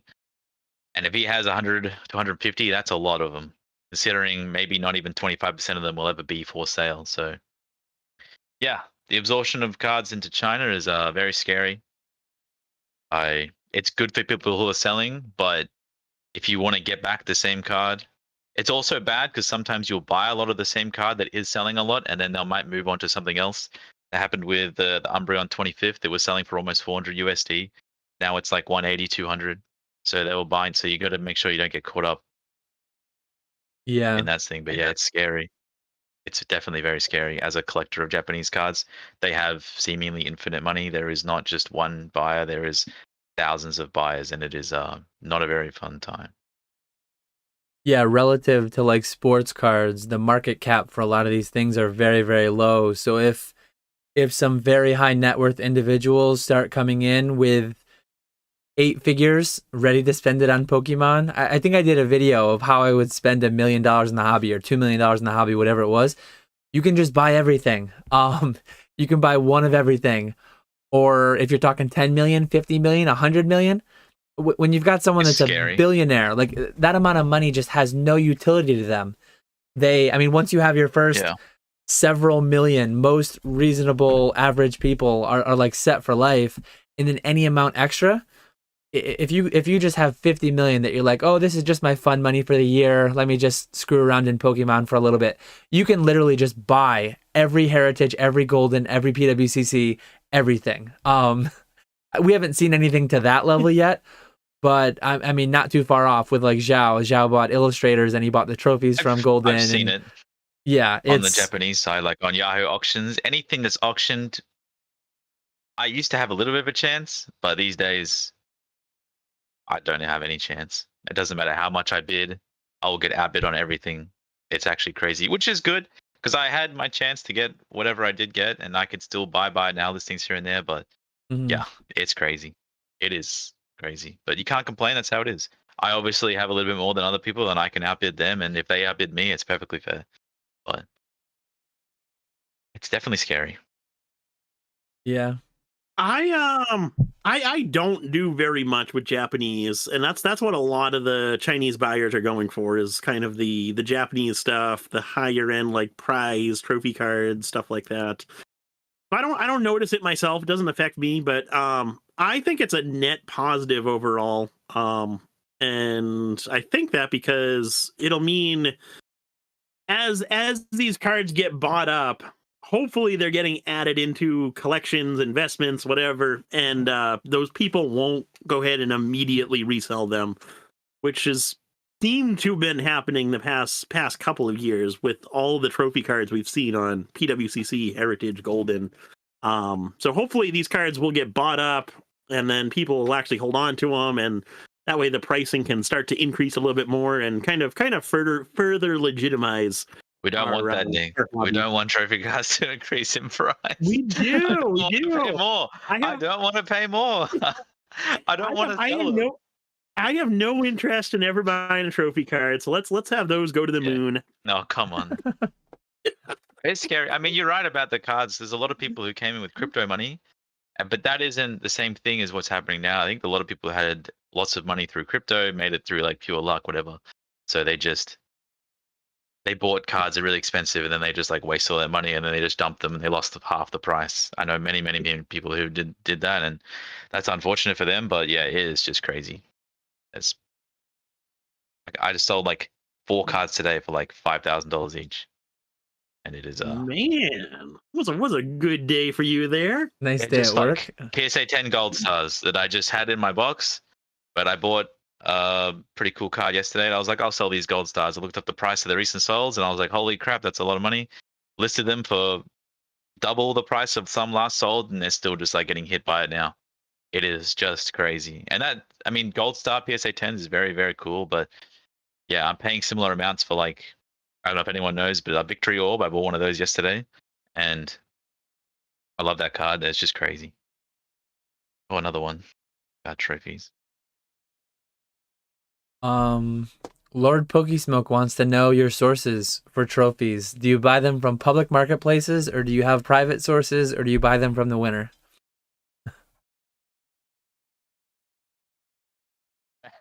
How to say this like the easiest, nicest way, but there is no private sources. Winners very rarely sell, and if they do, they usually post them on like Yahoo Japan, Macari, etc. I've bought maybe 5 or 6 cards directly from winners, but it's not like they sell them to you at like a deal. Like they don't give them to you at like a low price just because like you get to talk to them. I just pay the market price buy it nows when I get them. I'm very lucky that I'm on the same time zone as Japan, so if something gets put up, I can generally see it before other people. But yeah, I don't buy that many. It might seem like I do, but it's not that crazy. Like maybe in Japan, maybe one trophy gets listed every 2 weeks, maybe every 3 weeks. It's not that crazy. Yeah, and I haven't bought nearly as many, but the full art Pikachus, I was actually buying many of those from the winners directly. But every time I was buying them, I was paying market price. Like I was not getting if you look back on the prices relative to what they do today, yeah, it was a steal. But I paid the going rate. I was publicly offering a certain amount, and that's what I paid. And I was one of the higher, if not the highest offer at the time of all the purchases. And then it just so happened that they went up a ton, and I did really well on them. But there's no common answer. There's no mystical oasis where these things are just being sold for half of current market. You just have to be cash ready. Like the card I bought yesterday was listed for 27 days. It's not like people didn't have a chance or anything. I just bought it. The seller just lowered the price a little bit, and I just bought it. So it's just one of those things.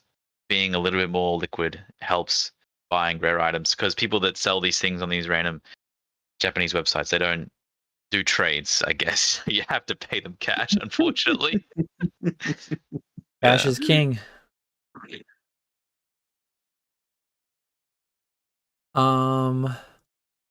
Shadowless Red asks, do you find light play first edition base set uncommons more optimal to sell as a raw or grade and sell as PSA 5, 6, 7? These would be from the childhood collection, so cost basis is 0. I would be shocked if any uncommon card were optimal to sell in those grades. I would think you would always do better raw. Nick would probably know a little bit better.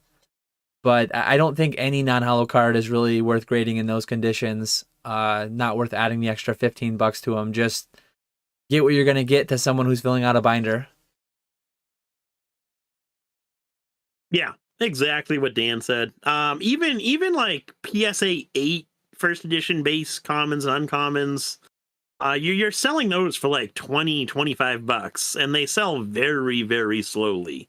Because at that point, not everyone can afford a 9, but at that point, another $10-$20 and you can have a 9. So it doesn't really make sense. You're much better off selling those as raw cards. I would doubt you could sell any of the even 7s for more than $20, and after your cost of grading, shipping the card, you're into it for more than $20. So I would just sell them raw.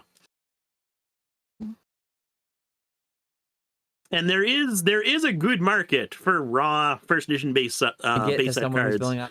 I just listed, it was like 10 or 15 commons and uncommons for between like $10 and $15 a piece. And they sold really well. I was the lowest buy it now on eBay. There was like 2 or 3 people who came in and bought all the cards that I had. So there is definitely a market for raw cards still. Not everything has to be encased in plastic. Blasphemy. Grading is still very niche. Most cards sell raw. Yep. It's good. Sell raw cards. Don't have to grade them. Yeah, yes. Mass-produced cards in sub 10 condition really don't need to be graded. Slightly less mass-produced ones, hollow ones, going down to PSA 9. Certain really higher-end ones, higher-priced ones are more fleshed out. Like base set Charizard First Edition is really fleshed out. There's a value in every grade, but you're not going to get that ever. There will never be a time where those card conditions are fleshed out for like non-hollows, I don't think, personally. There's just so many of those types of cards. Yeah. Brandon Baker said, thoughts on the use of Scotch tape on top loaders. Tape has no place inside of a package whatsoever. Use a team bag or not even painter's tape. A lot of people, we had this conversation in Discord the other day. No tape inside of a package anywhere. It's just not needed. There's team bags. There's the graded card sleeves. There's a lot of solutions that don't require something that can destroy a card. Don't put it between 2 pieces of cardboard and then tape it all together. Just be normal, please. Yeah. And save some time. Taping is just a huge waste of time. Maybe we ship 1 card, but please, don't use tape. That's just a troll question. I hope it's a troll question. It mostly is, because we were talking about it in Discord the other day. Scotch tape. Yeah, put Scotch tape out of business. Yeah. Yes. Yeah, no, don't use tape, and then don't over package stuff either. I actually just got a return today. It was a $20 card that someone returned, and obviously everyone hates returns. It was a stupid reason the guy returned it, but he forced a return on me. He returned it, and he shipped it it was an 8x6x4 eBay box for one single $20 card. There was probably a roll of bubble wrap in there. He did the plastic thing of the card in between. The card was in a top loader, in a team bag, which I mailed him the card that way. But then he put 2 sheets of cardboard over the top loader, put about a roll of tape on that, and then stuffed the box with about a roll of bubble wrap, and then covered the box in tape. It was absolutely absurd. Took me about a half hour to get the box open. Yeah, over packaging. I'm not a fan at all.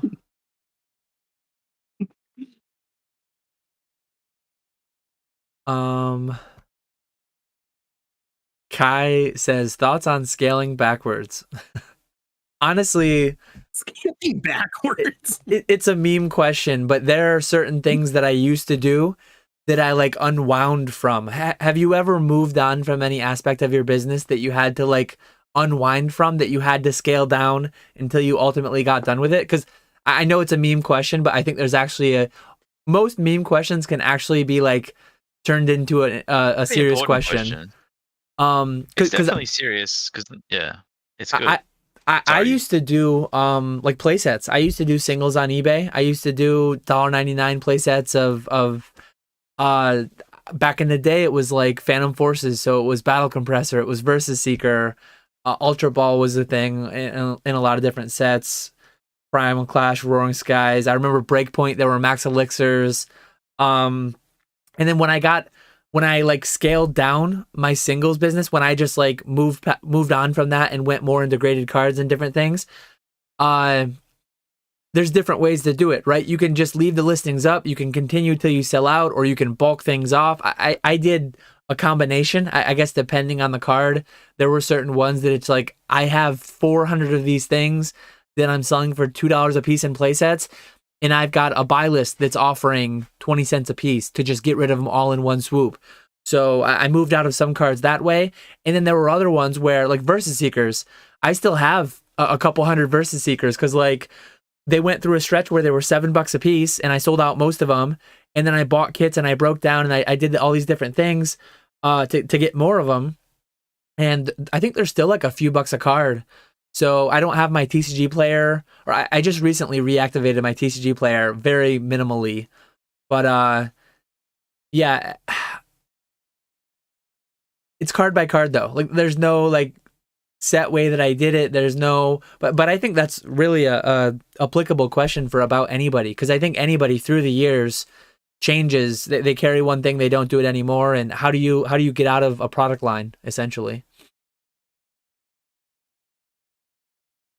Yeah, I mean, it's hard. I think I'm going to take the question away from, like, if you're just doing this full time. I think scaling backwards, maybe you get too into collecting. If you're in university, you're in school, you're trying to take your job to like the next level, you're trying to like aim for promotions and everything. There are things outside of Pokemon buying, selling, collecting that are more important.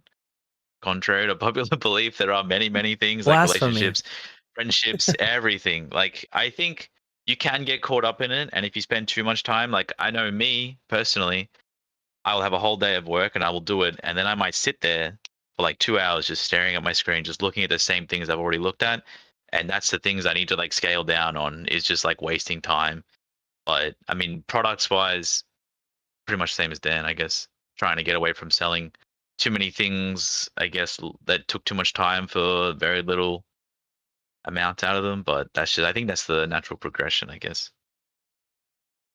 I don't know what you guys are talking about. I've been doing the same thing since 2009. Nick's on that grind. I'm sorry, Nick.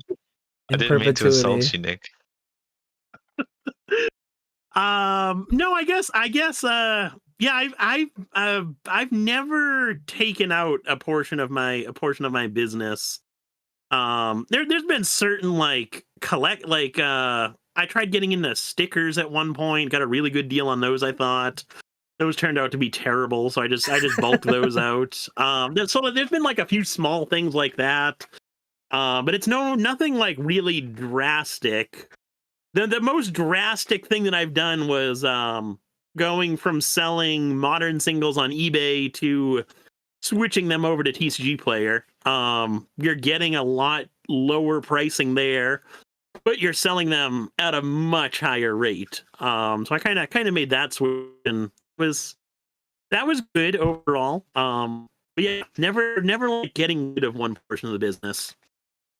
And honestly, too, anyone who watched my video on 10 years in Pokemon on eBay, whatever I called it, you could see that from 2014 to 2017, I largely was increasing year over year. As the hobby increased, I kind of leveled up myself, and the prices went up, so the lines went up.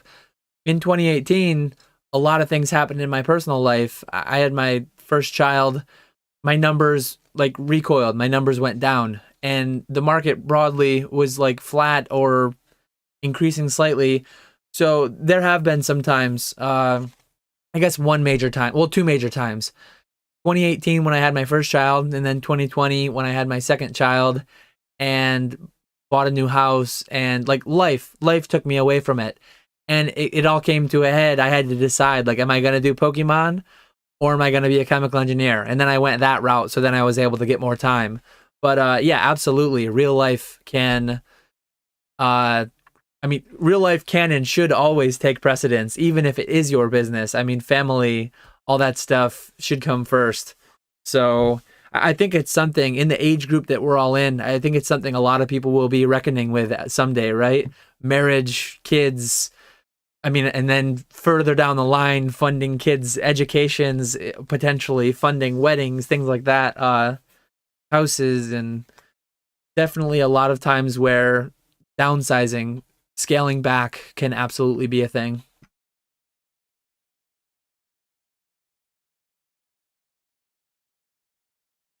On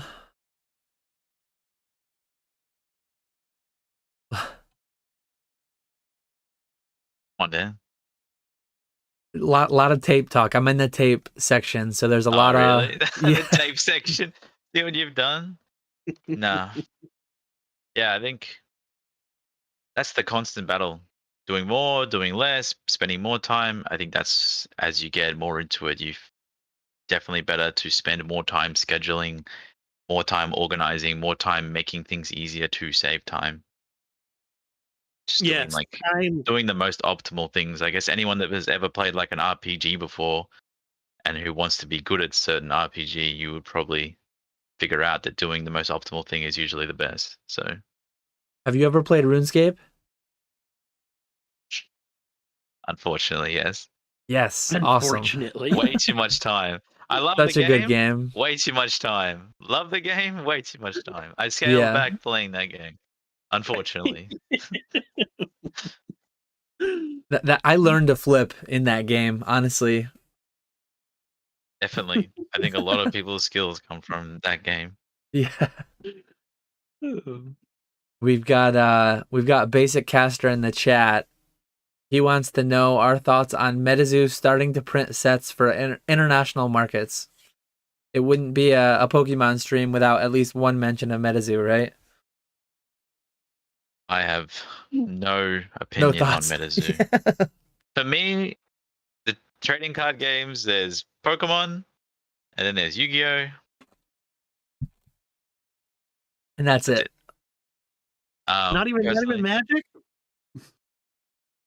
I've talked to 2 people in my life that collected and played Magic, and I wish I didn't have those conversations. And I mean that in the nicest way. Wow. Nah, Magic is great too, but I think for me personally, Pokemon, Yu-Gi-Oh! MetaZoo's not that bad.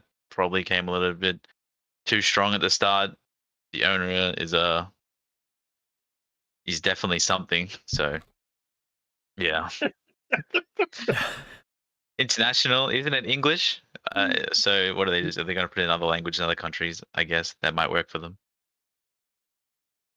the way I see it is it's obviously failing here in the US, so this is their last ditch effort to try and get some type of push going for MetaZoo. Failing is a very fair word to use. I think there is still one person that has mentioned the word MetaZoo.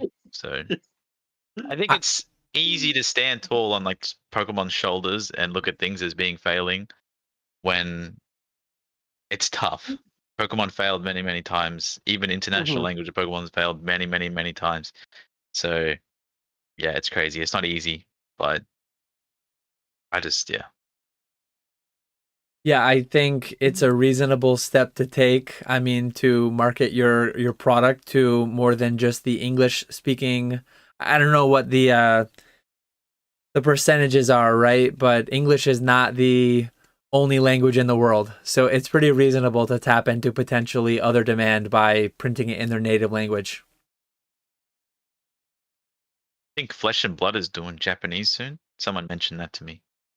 They asked me what Flesh and Blood was, and I was like, I don't know, but it's doing Japanese. It's getting printed in Japanese soon.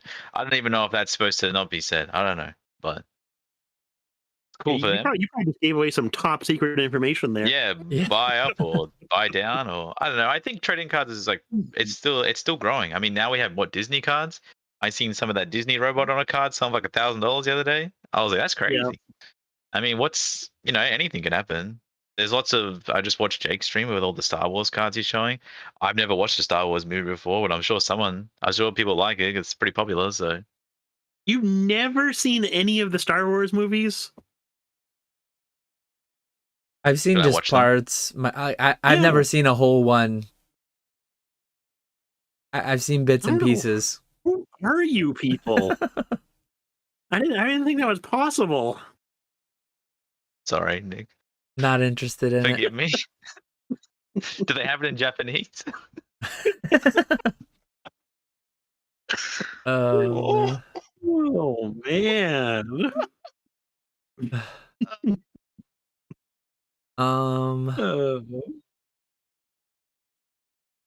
This chat is making it difficult to navigate. I don't know why it's so laggy. Thoughts on grading Scrabble pieces? What would be the best letter? I think the vowels are worth the most, right? Vowels? I don't play Scrabble because it's too hard. I haven't played in so long, but I think Z is 10, Q is 10, X is like 8. Those are your highest letter ones. I would think the Z, the Q, or the X. Plus, they're more scarce, right? I think there's only one Z, one Q, 2 blanks, and there's tons of the vowels. Those are high pop. You want the low pop trophies. Oh, like this guy plays Scrabble. I used to actually play a lot of Scrabble. I like Scrabble a lot. PSA 10Z Scrabble? Yeah. I mean, hey. PSA 10Zs would be low pop for sure. That'd be crazy. You could probably get your name. That'd be sick. That'd be pretty cool. You could do that with the unknowns as well from Unseen Forces. I mean, you can get a complete PSA 10 set of your name. 3 graded unknowns. I sold 3 graded unknowns the other day. It's a thing. I have a bunch of them. They're just waiting for the other letters. What are you shaking your head for, Ning? I'm not allowed to sell graded unknowns. People aren't allowed to collect unknown. You would be surprised though. There's a demand. He's just supplying it. I sold like 6 graded Ursaring cards to someone last month.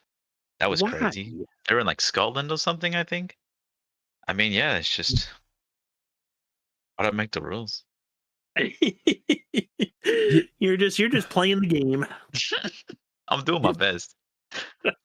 Here's a funny Pokemon fits.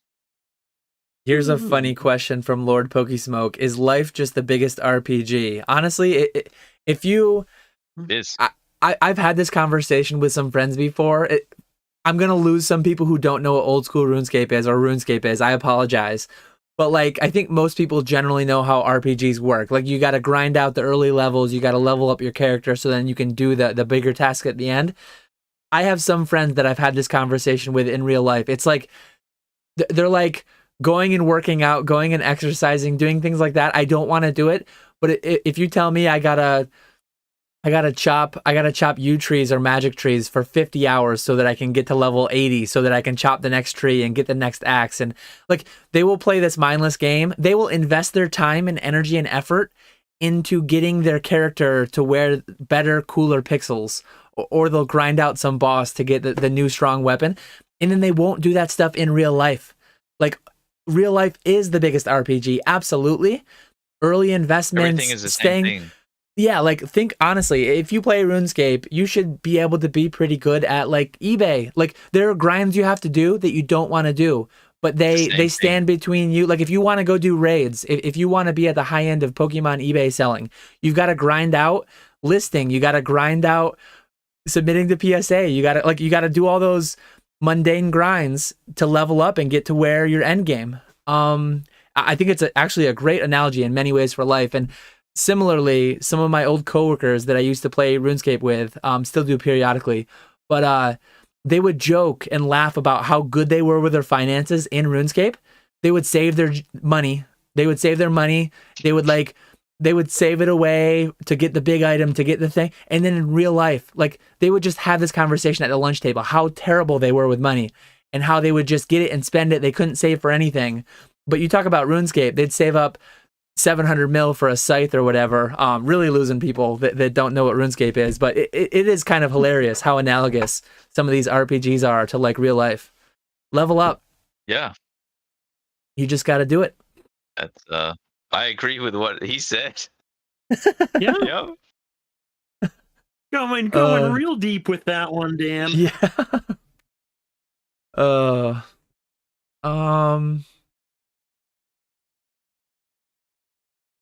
Oh, it is good. Everything's general progression. No one starts as an expert in anything. No matter how badly you want to, you just can't. Unless you make up your own thing, make your own card game. You might be an expert. I'm sorry. I'm sorry, MetaZoo people. That's yeah, it's just how it is. All right, let's go. This next one, Dan.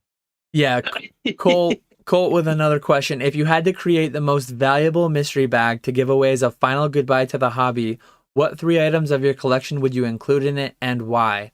Valuable can be expensive / subjective. So it could just be like valuable as in meaningful. I'm not telling you my most 3 expensive things. I'm not letting you steal them off me.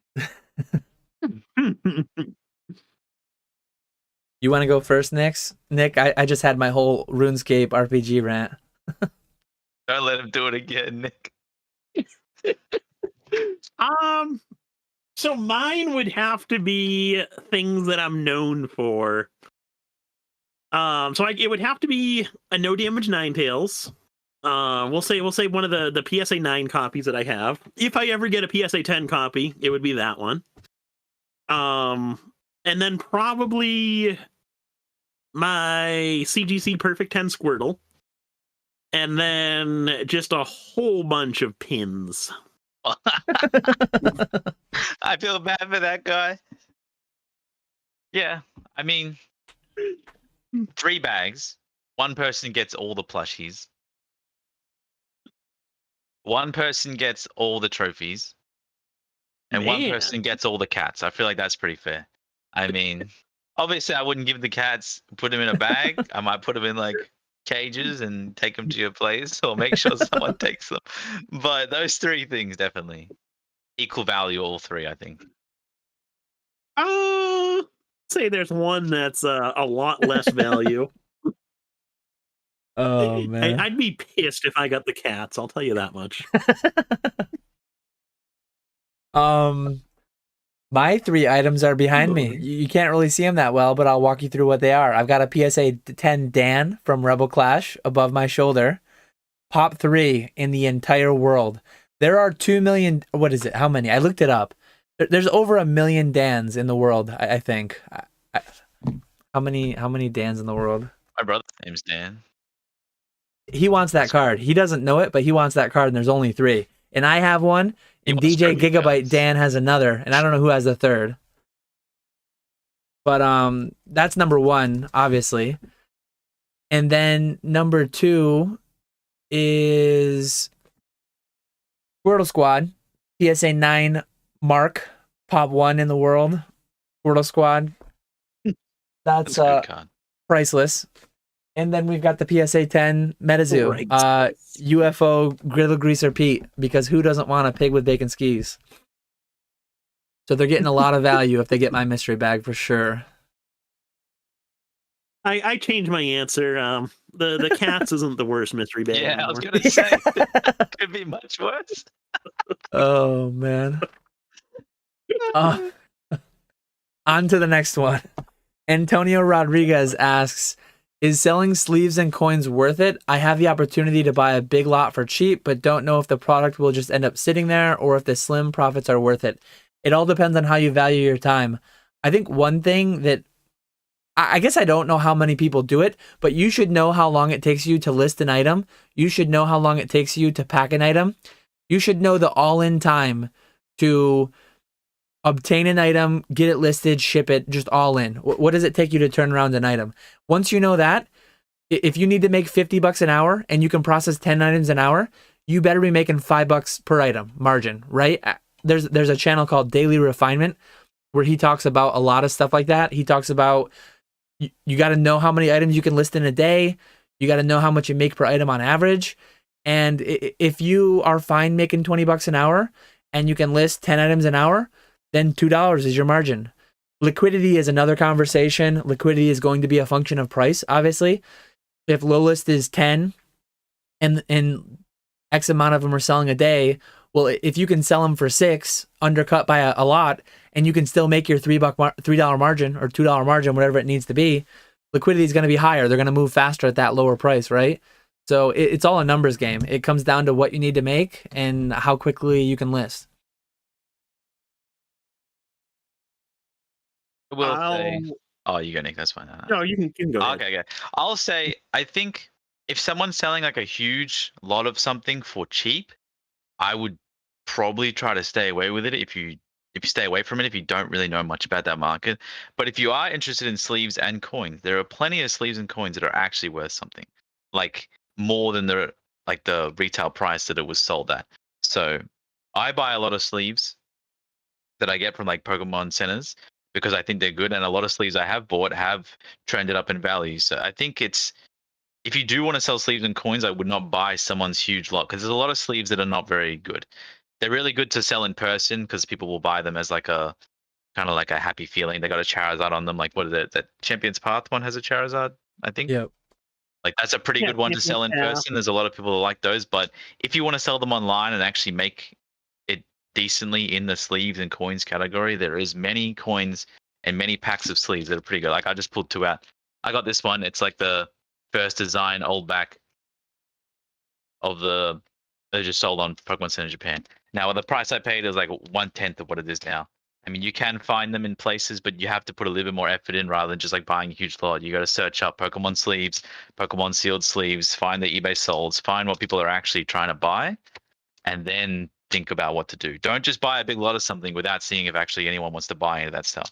And hopefully you know what's in the big lot as well. I know it's a little bit of a different answer, but it could be it's another one I bought. It has all like the popular Sun and Moon trainers. That's can't really see that well, but yeah, I think you can actually do pretty well with sleeves if you have the time to deal with it. But don't just buy a big random lot and think it's gonna work. Actually, see if they sell. That is good advice. So I guess for like the those Japanese sleeves that you were talking about, those could be a decent play. But I took this as like the sleeves in Charizard UPCs and the super modern stuff, the super modern coins. And I would say don't do it. It's not going to be worthwhile unless people. Unless your cost is so the low. The only time it's worthwhile is if you're in a position like Dan or me or Rusty, who's breaking down these collection boxes and selling them off. Because basically, at that point, your cost basis on them is going to be very minimal or nothing. So you're going to be able to make that tiny profit and be okay with it. For example, with the Charizard UPC sleeves, I'm selling those on eBay for $5.99 a piece for the pack of 65. Which sounds good until you factor in the shipping costs, which those have to go first class mail. and then all the eBay fees. After everything is said and done, I'm making like 50 or 60 cents a pack of sleeves. Is that $6 with free shipping, Nick? Yes. Yep. That's crazy. That is, yeah. I did say that it would be a bad idea to sell those. He said it's a bad idea to sell those. I'm sorry, Nick. I'm sorry. So yeah, it's very tough. The coins I've had better luck with because those can be shipped eBay standard envelope.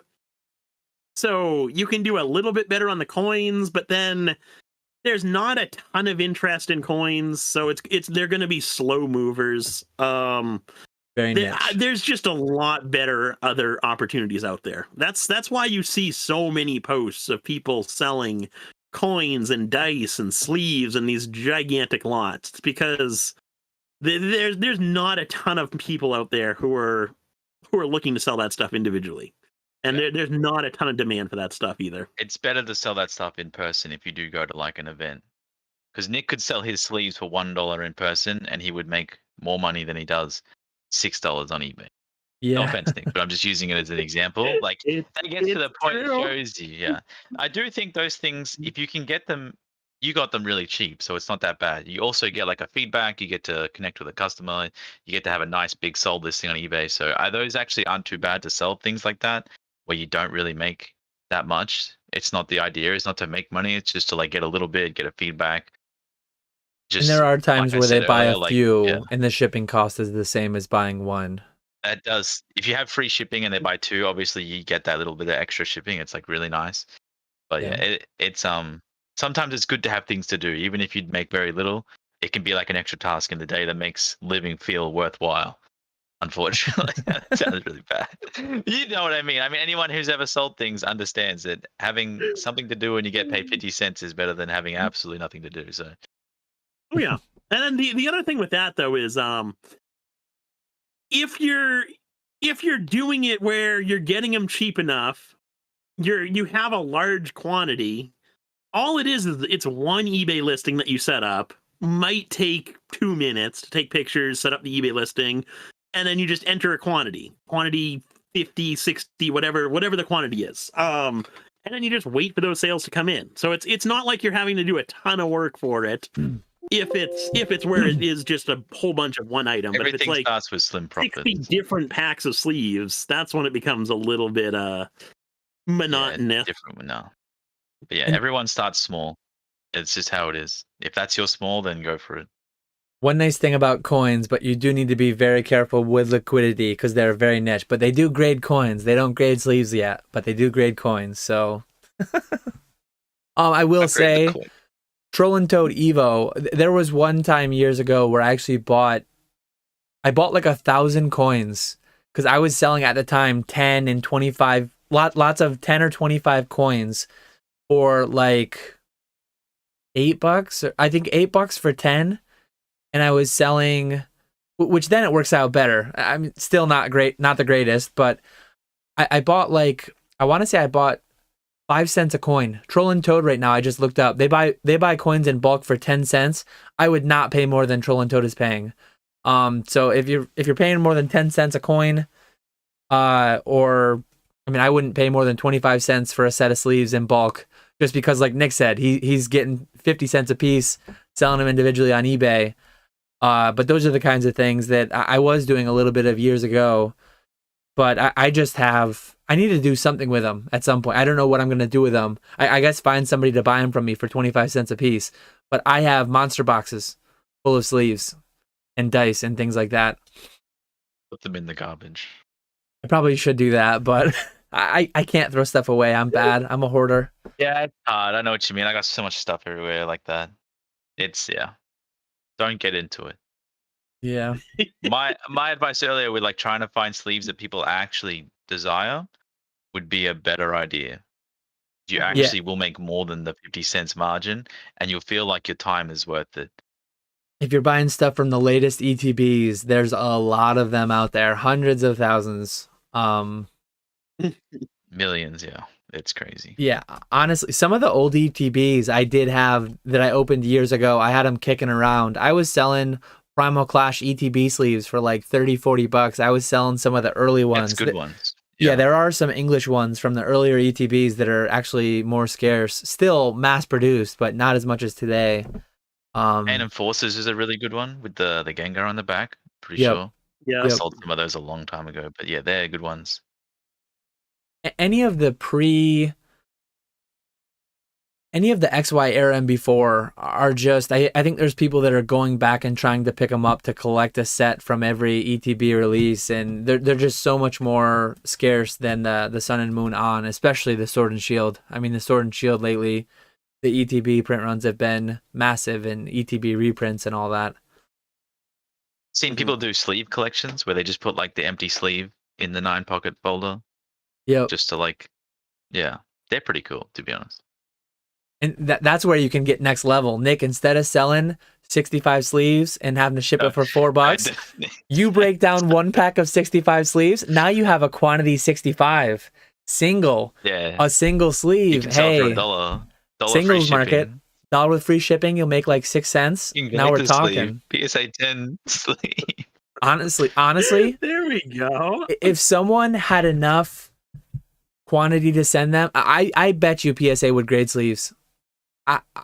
I'll almost be shocked now if they're not grading sleeves in 5 years. Sometime in the next 5 years. Holder. It's the same size. Honestly, that is true.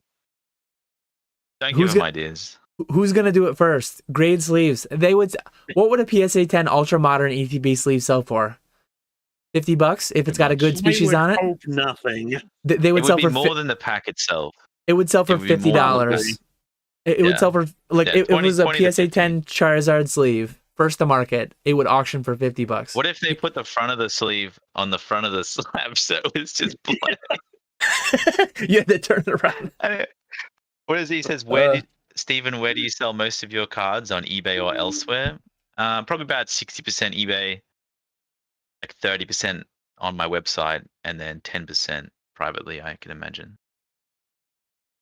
I think that's like a very good. eBay is amazing. I think if you don't want to sell on eBay because of the fees, grow up, to be honest. I'm going to say that the most harshest way, because eBay is life-changing for the normal person, and a normal person that has a little bit of drive and effort, it is like everyone around you life-changing. It's not instant. It's not an instant thing. It's like a years and years. I mean, Dan's like 10 years.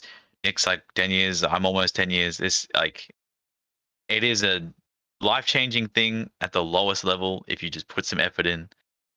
Just grow your eBay store. I wish I sold more on eBay, to be honest, so I could show eBay that I am the best I can be, and they can give me more offers and more discounts and everything. To be honest, I think making the website is great for me, but sometimes I wish it was just all on eBay.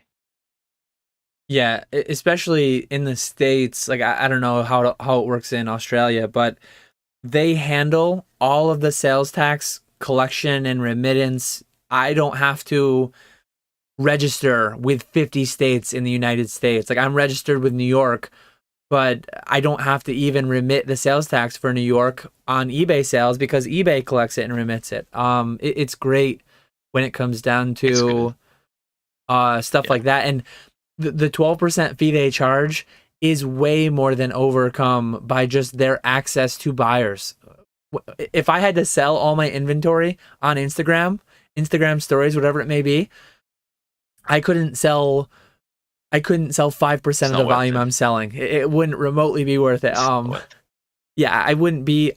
I've mentioned this many times, and I think I've made some videos, like soul videos, where the topic was related to this. But people being afraid of fees, people being afraid of taxes, they just put a ceiling over themselves. They put a very low ceiling over themselves, and they'll just never level up to where they could be if they just did things legitimately. Mm-hmm. Yeah, eBay is definitely the way to go. There is no other better option. They get a massive audience. No matter what you list on eBay, it's gonna get a good amount of views. Whereas the website, from my experience with the website, I haven't been the best at like marketing it with like talking about it on YouTube or doing Instagram stories of something or advertising it at all. But getting website traffic is really, really hard. It's expensive. If you want to pay for it, it's really expensive. It is not cheap. Like, it's crazy. Yeah, so eBay is definitely the way to go. And then, like Dan was saying, Instagram and another thing is like Facebook claim sales. I don't know how people manage those when you see there's like 500 comments. Those are insane. How does a single person go through that and get money from everyone and then remember who ordered what? I would think that would be an absolute nightmare. I don't know how people do that. That's the grind. That's a whole other level of grind. I do think people are missing out. They invest into other platforms that don't really help you grow. I think Instagram you can grow to a certain point, but eBay is exponential. I do feel for like, I think Whatnot's pretty good on a lower level, but I feel like over time eBay is just gonna like eclipse more than they're currently at, and Whatnot is more than likely going to just dip down. In my opinion, it might not. Don't hate me for it. I'm not in America. We don't have Whatnot here, but I definitely think like the difference between time investment on eBay versus time investment on Whatnot, you will always get over time. But I'm obviously biased, and I'm an eBay seller. But like, if I was a smarter eBay seller, I would tell you don't sell on eBay, because obviously you're gonna compete against me. But I want you to be the best you can be. So just make an eBay store, build a platform. It's definitely worth it. What a nice guy. The amount of additional competition that comes in is not noticeable. eBay is such a massive platform. It's not like there's room for everyone. Yeah, absolutely. It's a massive hobby. And we've talked about it before about the eBay Live thing, but I do think that's going to give Whatnot a run for their money, and I don't know if Whatnot will be here in a couple years. If your feedback score gets attached to it, I can't imagine Whatnot will ever come close. If you ever have a guy on eBay Live with 6,000 with a star, how can that compete?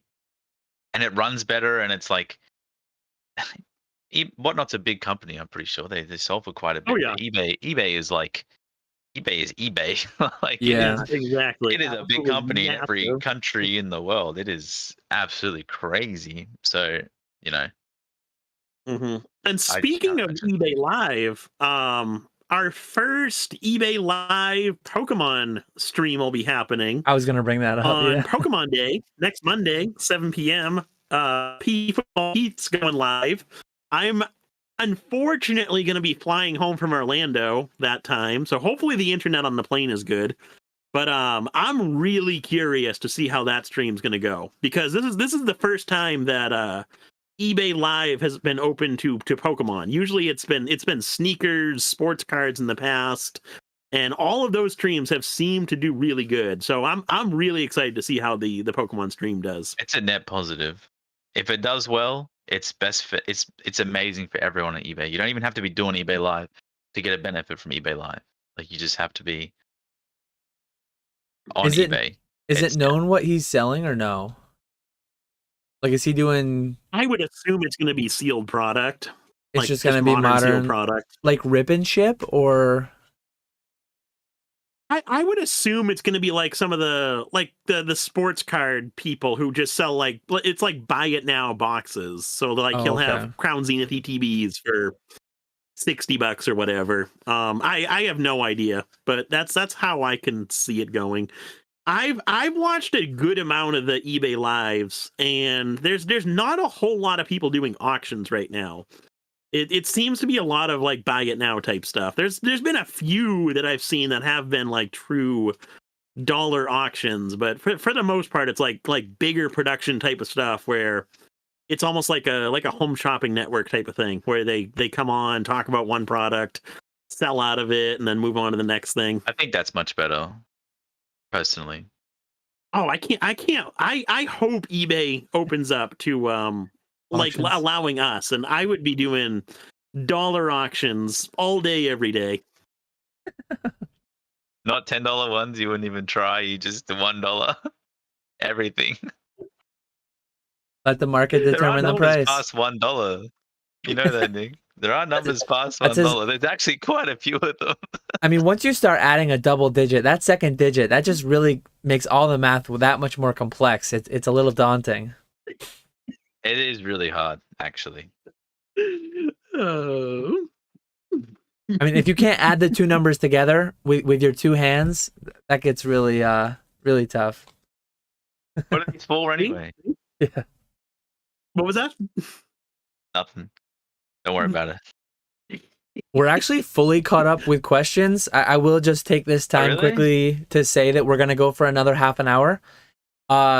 If you want to have your questions answered, feel free to drop them in chat.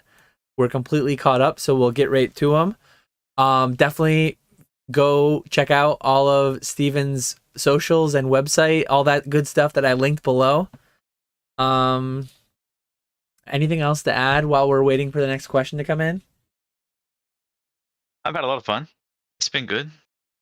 I like the questions that actually can be answered. It actually is really good. And if you do get any help from it, I guess that's the whole point, right? So Yeah. We're here to help. We're here to entertain. Oh, maybe do both too.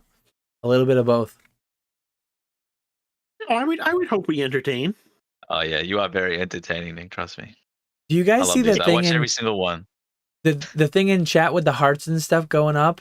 I never noticed that before. Is that new? I don't notice any hearts. It might be just you because it's your channel. Maybe. Oh, yeah, maybe because you're signed into Because PokeFlipz. you're signed in on it, yeah. I've never noticed it before, but there's like hearts going up in the corner of the live chat. Hearts are different. Sometimes it's different emojis. Mhm. Professor Oak wants Yeah, to no, know. I don't notice anything. Professor Oak wants to know what we're least excited for at Collecticon.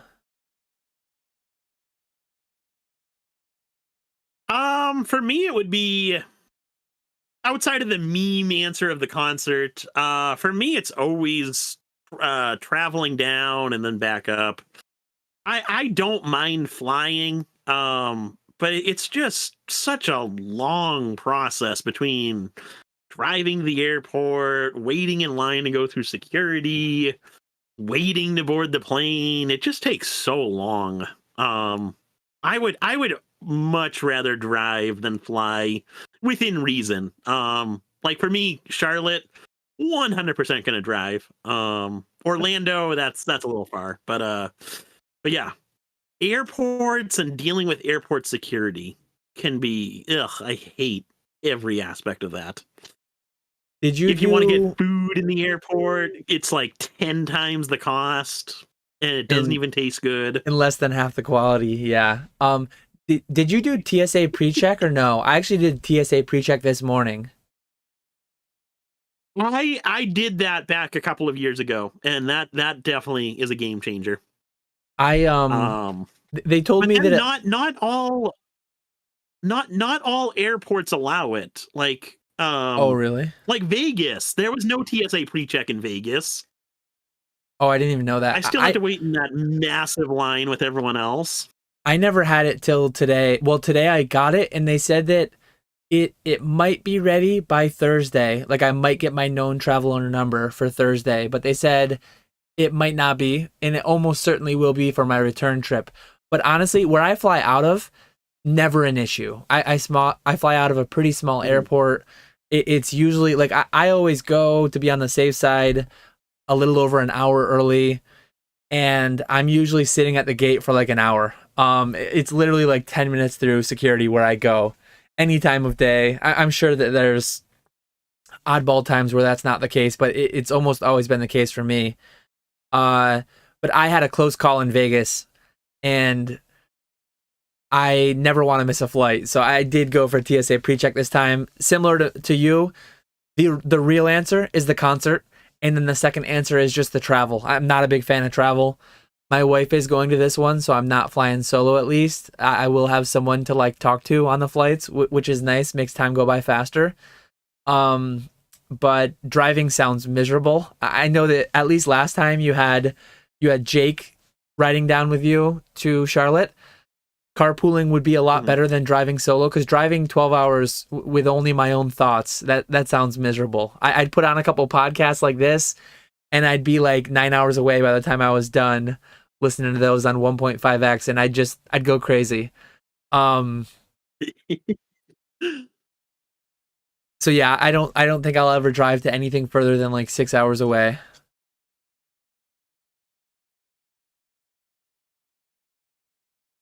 Hate And I know, driving. yes, Pokemon Steve won't be there. You think there's ever a day you'll make it to the States, or you don't think you'll ever travel that far? If there was a deal with some cards I wanted to buy, and I could afford to outbid the other people who have way more money than me, and I could go to the States, then there would be that. But until then, there's very little reasons. It's especially at the moment, it would probably be like a $10,000 round trip. I mean, I want to meet everyone, obviously, but like 10 grand. Would you guys spend 10 grand to come and meet me? I mean, we can just sit here in front of the cameras and look at each other.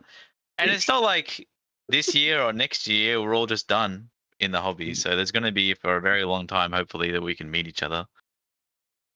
Plus, you're going to be pretty underwhelmed if you do meet me. So I think, yeah, hopefully one day there's like a pretty big deal I get to do, or I can do like a big trade or something like that. I can trade someone who has $1 billion card on all my crappy cards. So There we go. that'd be nice to do something like that, because I have never traveled before, so that would be nice.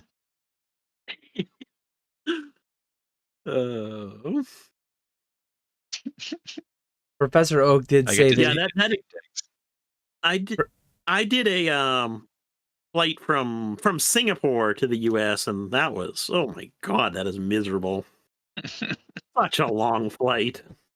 Yeah, I think it's like 19 hours. I'm a big dude. I'm 6'4".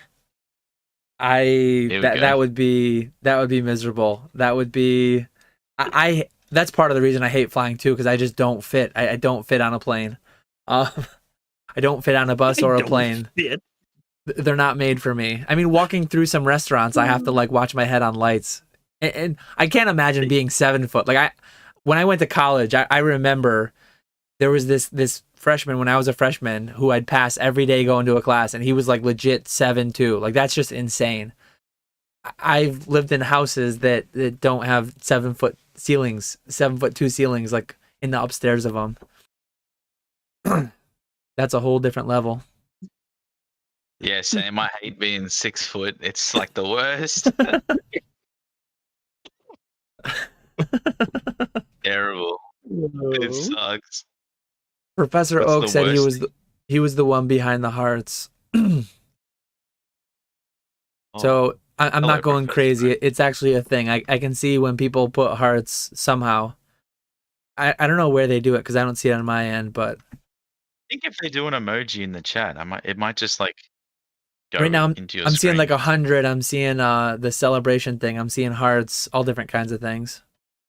I think it's if people are watching on phone, maybe they can do the emoji spam. Maybe that's probably. Probably. Peeked at You asks, what's the strangest category of item that you've heard of people collecting? What is missing in our content space? I don't want to yuck any yums. I don't know. Beer steins. Beer steins. What weirdos. Like for real. Yeah, actually. Imagine collecting and imagine having to ship. I know Nick and Steve won't see it for about 30 seconds, but look at this thing. It's ceramic. It's so breakable. Like, why would you ever want to collect this or especially have to ship it? I think that stuff's better in person, to buy them in person. Shipping's very scary. Definitely. That's a really cool thing, Dan. Very happy for you. He was in commercials. He was in commercials. Come on. We only had TV until like 5 years ago, so I never saw those commercials. Yeah, those commercials are older than me. Oh man. Yeah, strangest thing people collect. I don't think it's cats. Cats? Who fucking cats? That's my girlfriend. She collects cats. That's why I got so many. No, I don't think any collecting is strange. I think collecting in itself is like hoarding and strange. So I don't know. I don't think anyone's everything's strange. I'm sure people look at us and be like, "What a bunch of weirdos," and we look at Absolutely. them like, "What a bunch of weirdos." There's For nothing sure. right about anything. And what's missing? I don't really know. There's so many videos to watch. There's not enough time. There's time in the day is probably what's missing to watch all the videos you want to watch. That is true. That is true. If I knew what was missing, I'd make it. I was. And honestly, my Yeah. channel is what I thought was missing, right? I mean, I think I make some kind of unique content. I do content in a way that no one else was exactly my way before. So I think what I'm making is what was missing, and now I'm making it. So if I found something else that I thought was missing that I could execute on, I guess I would do it. But I can't do much for execution, so probably won't be me going for it. Yeah. What does he call them? Oh, those wooden mallards. I think that would be the strangest collectible. Charlie, There's a wooden Charlie mallard. Collects on Instagram always talks about that, and I never knew that was a thing until he. I have 2 of those. You weirdo. Oh wait, oh, they're within reach too. I like it. We're gonna get to see the wooden mallards finally. Well, they're not mallards. They're just ducks. But I reckon they're pretty cool. I fucking love them. Look at them. He's pumping the They market. got boots. They Look got at 'em. boots too. They're like $10 each. They're like the best thing ever. I feel like Oh man, they're awesome. I don't know. undervalued. Yeah, no wonder why you like coughing. Undervalued. They are undervalued. Man, he's coming at me for my Steins, and then he goes grab some wooden ducks with boots. Okay. Dang. Something about Damn. glass houses, throwing stones. Yeah, I don't know. Oh man. I had to get those out of the safe. Yeah. To get those out of the safe. You had to go deep into the vault for those ones. And Antonio Rodriguez wants to know Astral, Radiance, or Battle Styles. I love both. 100% Battle Styles all day long. Astral Radiance was a garbage set. I don't even know what either of those sets are, to be honest. I don't know them well enough to answer either. I didn't open hardly any of either. Well, would you rather a cute sleeping Tyranitar or an ugly Beedrill, or the Palkia and Dialga All-Starts? There's only one correct answer, and that is the Tyranitar. I like Tyranitar.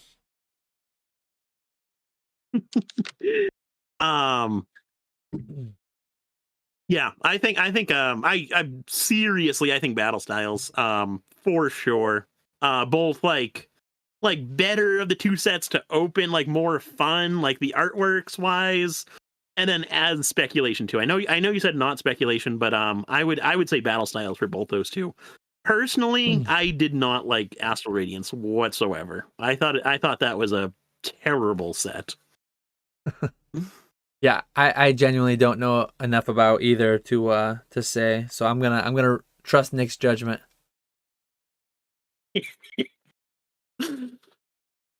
Danny wants to know, Steven, what did you do before Pokemon, if you want to share? Yeah, I will. My first ever job, I worked at a supermarket. I worked in the fruit and veg section, fresh produce, I guess we call it. And I was about 16 when I got that job. I was moved out of home at 16. A lot of unfortunate things happened, and I was out of home. But started part-time while I was still in school. Barely finished school. Started full-time right after I got out of school, 17, 18. Worked full-time in the supermarket up until around 24, 25 maybe, like 4 years ago. And then that was my last and first and only ever job. I stopped working there once my Pokemon stuff got to earning more money, and then it was just not that fun working at the supermarket for that long. So, like I said, everything here is just complete luck. I'm not very smart. I don't have much. I'm not very book smart. I'm not very anything smart. I guess working in the supermarket, you kind of get an idea of like buying, selling, customer service, if you really want to go deep into it. But I think having a schedule and sticking to it really helps when you want to start flipping. I think many people want to quit their jobs to start flipping. I never ever do that. Always stay in a job, always get some sort of income. You'll always be more productive if you're working on the side until you get to the point where you have a solid 8, 10, 12 hours of work every day. But even if you're working 8 hours a day, I still think it's possible to do like 6 hours after work most days in Pokemon reselling or buying, selling, collecting. If you don't have like a family and other things you need to tend to, don't quit your day job, please. I did it and I regretted it. The first 6 months, it was absolutely horrible. Roughly up until like the latter end of 2019 is when it first started to feel worth it. But I imagine if I was still working, I wouldn't have had to sell so many things I did. And I could have gone into 2020 with way more stuff that could have completely changed the way my life is now. So stay in your day jobs, please. It'll get better eventually. Mr. Walrus has a conundrum. He says, if I make no money at my day job or at flipping, which should I do? So he's making money in neither. Bye, Champions Path. There you go. Champion's Path will bring you to your salvation. There we go. Gaknak wants to know, what's the worst Gen 1 Pokemon? Ooh. What'd you say, Chansey? Uh-oh. I don't. Is there a bad Pokemon in general? I mean, all good. Yes, there's a ton of trash Pokemon. I mean, Okay. there's two literal trash Pokemon, right? I mean, Yeah. Trubbish and Is there Garbodor. anyone Gen like 1's those? pretty nostalgic. I can't like. Taurus is pretty stupid, to be honest. I guess. I think if Taurus wasn't in, we wouldn't really be missing anything. Yeah, I But- feel like Muck, Weezing, Grimer. if you were all shown the those whole are terrible Gen 1 Pokemon. Did you ever play that, what's it called, Sporkle? Did you ever play that Sporkle where you get given a list of something and you have to type them all in a certain amount of time? I did that back in college with Pokemon, and I'm trying to think of like which Pokemon I would forget. I feel like Tauros is a fairly forgettable one. Sometimes though, the way that I would try to complete it, try to think of the whole Pokédex just from memory, I would go through the different like areas in the game, and Tauros would come up if I got to the Safari Zone mentally. So I'm trying to think of like who's the most forgettable Pokemon in Gen 1. You would go by the game, not just by the set. See, that's if anyone has ever done Sporkle in here, I would do like by the games, and then I would go, okay, base set, jungle set, fossil set. These days, like I'm talking back in college, I'm talking when I wasn't doing this full time or even part time as a job. I was doing this just off memory several years after being into Pokemon. Yeah. These days it would be easier. Yeah. I still don't know that I could get all 151. I think they gave you like 10 minutes. It would actually make for like a cool part of a live stream or a cool video. I've seen some people do it. Not just in Pokemon YouTube, but like in different parts of YouTube. You can do a Sporkle for like I think it's called Sporkle. I've said it a million times now. I hope it is. But I hope it's Sporkle. Yeah, it is. Where are people going? Yeah, it's Sporkle. What kind of website you said? Yeah, you're sending them some Weird some other website from back in the website. day. Sporkle with a C. Thankfully it is. But yeah, there's like all NFL teams, all NFL champions for the past, like every Super Bowl champion. It's just a website of quizzes that are timed. You have to do things from memory. You just type in the answers. So yeah, I'm trying to think of like who would I most likely forget from Gen 1. And Tauros would be probably like a top 10 forgettable Gen 1 Pokemon if I had to guess. A lot of the single evolutions are a little bit unlucky. Like Tauros, Pinsir, Magmar. Yeah, because you do like that, but like obviously the lines with 3 evolutions, you have 3 chances to think of them, right? So yeah, I'm just looking at my wall here, my wall of PokeFlipz, and I don't know. It's hard, honestly. There's I tried to make an Farfetch'd, I argument guess. for one, but I was like, okay, that's not. Yeah, Farfetch'd is pretty useless, to be honest. Farfetch would be in there Hey, somewhere. No, he's in the league. I don't mind these him. days, he's so much better than he was back then because they. I don't mind him at all. Yeah. But yeah, he One of those ones. One of those solo must have ones some late in the fan. Pokédex would be the most forgettable, I think. They sell plush leeks, man. Someone has to like a Farfetch to buy a leek. It's literally a vegetable plush. And Like and if you now really think about it. he's got the Oh. he's got the alter, he's got the variation now too, right? He's got the Galarian Surfetched or whatever. Yeah, so far-fetched or whatever. He's got like a sword shield or something. I don't know. I think yeah, it's rough because there's so many different ways to connect with the first originals. You got like Pokemon Stadium, you got Pokemon Snap, Red or Blue Yellow. Everyone had like a different thing. The TV shows, I don't know if they ever left a Pokemon out, to be honest. I wonder if there's like a stat somewhere that's like the least shown Pokemon in the first 1 or 2 years of I like the know, Pokemon like franchise. the least printed cards as far as like different card arts are some of the babies that just got like kind of lost in the fray, like that Mantike and then Bonesley. I think both only have like one English set release TCG Oh cards. yeah, Diamond and Pearl, I think. I have that Um, Mantike somewhere in reverse for whatever reason.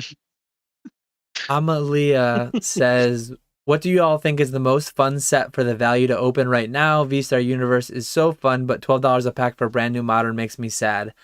Honestly, I think Crown Zenith. I had a lot of fun opening that recently. I think it's kind of like the English analog to V-Star Universe, right? And it's like $6 a pack, $5 a pack. So I know it's not 1-to-1 Japanese to English, but I really like the Galarian Gallery. I haven't opened much Modern recently, so for me, partly because I opened so much of it, I think that was great value though. A lot of fun to I, open. I think they're reprinting V-Star next month. Maybe it's going to be available at some stores, but yeah, I mean, product is just crazy. Japanese product. I think wanting to opening something like really badly now is going to always like make you overpay. I think being a little bit more like what's the word, regimented or whatever, to be like that new set comes out in 1 month, maybe I'll buy it on release then, instead of like trying to buy something hot now. But yeah, I mean all the VMAX Climax, V-Star Universe, all those kind of, and the English equivalents are always like really fun because every pack is kind of like something good, rather than like if you open, I don't know, Starbirth in Japanese, it's just like really bad. You just get like 5 non-holos. It doesn't feel great. So Yeah, I would agree with Dan. Crown Zenith, I had an absolute blast opening that set. Really enjoyed that. And the hits are you get a good amount of hits. So that's a fun set to open. Unless you're, I forget who it was in your stream who did terrible with the one ETB. But unless you're that person. Aside from that, hits are pretty good. My second guess, or my second answer, would be Celebrations. I'm big into the WotC stuff, and Celebrations was a reprint of that stuff, so I absolutely love that set. That's probably my favorite set. Outside, like if you exclude WotC, um, that would be like my go-to set to open. EX era, Diamond and Pearl, all that stuff. Really don't have any interest in opening any of that stuff, but Celebrations, I could open that all day. Yeah, I like Celebrations a lot too. One thing I liked about Celebrations is it was actually attainable to like open a complete set myself. I opened 200 packs and I got everything. You see the 66 boxes that PokeRev opened of Lost Origin and he never got that Aerodactyl, and you see like people going on Moonbreon hunts, 1,000+ packs and not getting them. That kind of feels bad. that is crazy. Yeah. Yeah. I wish more people would just buy cards. Yeah. And not the packs, but that's how it is. Oh. I can't blame them. I think we're completely That caught gambling up. aspect, people love it. Yeah, it's never gonna stop. I'm a degenerate gambler myself when it comes to I love getting back into the hobby. My first goal was literally to open every box that I missed along the way. That's how much I love to rip. So I know the feels for It's sure. fun. We did say we're gonna wrap up at midnight though, and we're 5 minutes of. I think we're completely caught up in chat. If anything pops in the next couple of minutes, we can grab them. But I guess we can start to wrap up a little bit too. I don't know if either of you have anything you want to say or bring up in closing, or if you're ready to call it. I mean, if you have any questions about online selling, feel free to ask me. I think I'm generally pretty straightforward and nice to people that just ask me easy questions. Nothing to do with like what should I buy or anything, but even then I can try maybe help. But other than that, yeah, I'm always here on Instagram and everywhere. Do my best. Definitely hit those links below. Go follow him, like, subscribe, do all the good stuff. Buy stuff from his website. You don't have to buy anything. It's fine. We really appreciate you coming on. It's been a great chat. That was fun. Yeah, no, thanks for coming on. It was awesome to finally have you. I know we've been talking about this for quite some time. Yeah. So great to finally have you on. That's good. Actually talk to you in person for the first time. Or kind of sort of in person. It counts. Yeah, we've we've known each other to some extent, right? Several years going back. So long. I remember I was diving 6 years. I was diving through some of my archives and I came across some of our first DMs. So definitely interesting just to recount some of those happenings, some of those interactions over the past several years. I begging you for advice. We're all so much further ahead than any of us thought we would be, I'm sure, back then. It's crazy.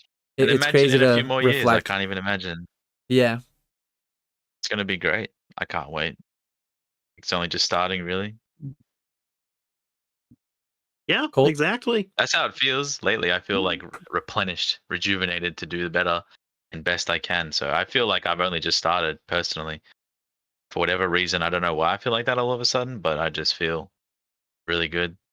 Yeah, you came back with a vengeance. You're killing it with the content lately. You had quite the gap there, but you're getting at it right now. Hopefully it continues. Yeah, in between houses, and unfortunately my dog passed away, and that really just turned me into like a different person for a few months, and now I'm trying to get better at it. But yeah, I'm gonna try and do at least one video every day for this year. I think that's like a goal of mine. Day? Yeah, one a day, or maybe like 2 in one day sometimes. I feel like there's plenty of things I can film. I mean, it's not like I don't care about the views, but I'm just going to make the videos. I just do it for myself. It's fun. I like just documenting what I do. Maybe if I can document everything for 1 year, maybe something will happen. I like being able to show the cards I get. Maybe some people think I'm showing off if I show expensive cards all the time. I really don't care. I'm just going to do it. If someone likes it somewhere, I'm doing it for that person. I'm not doing it for, it's whatever.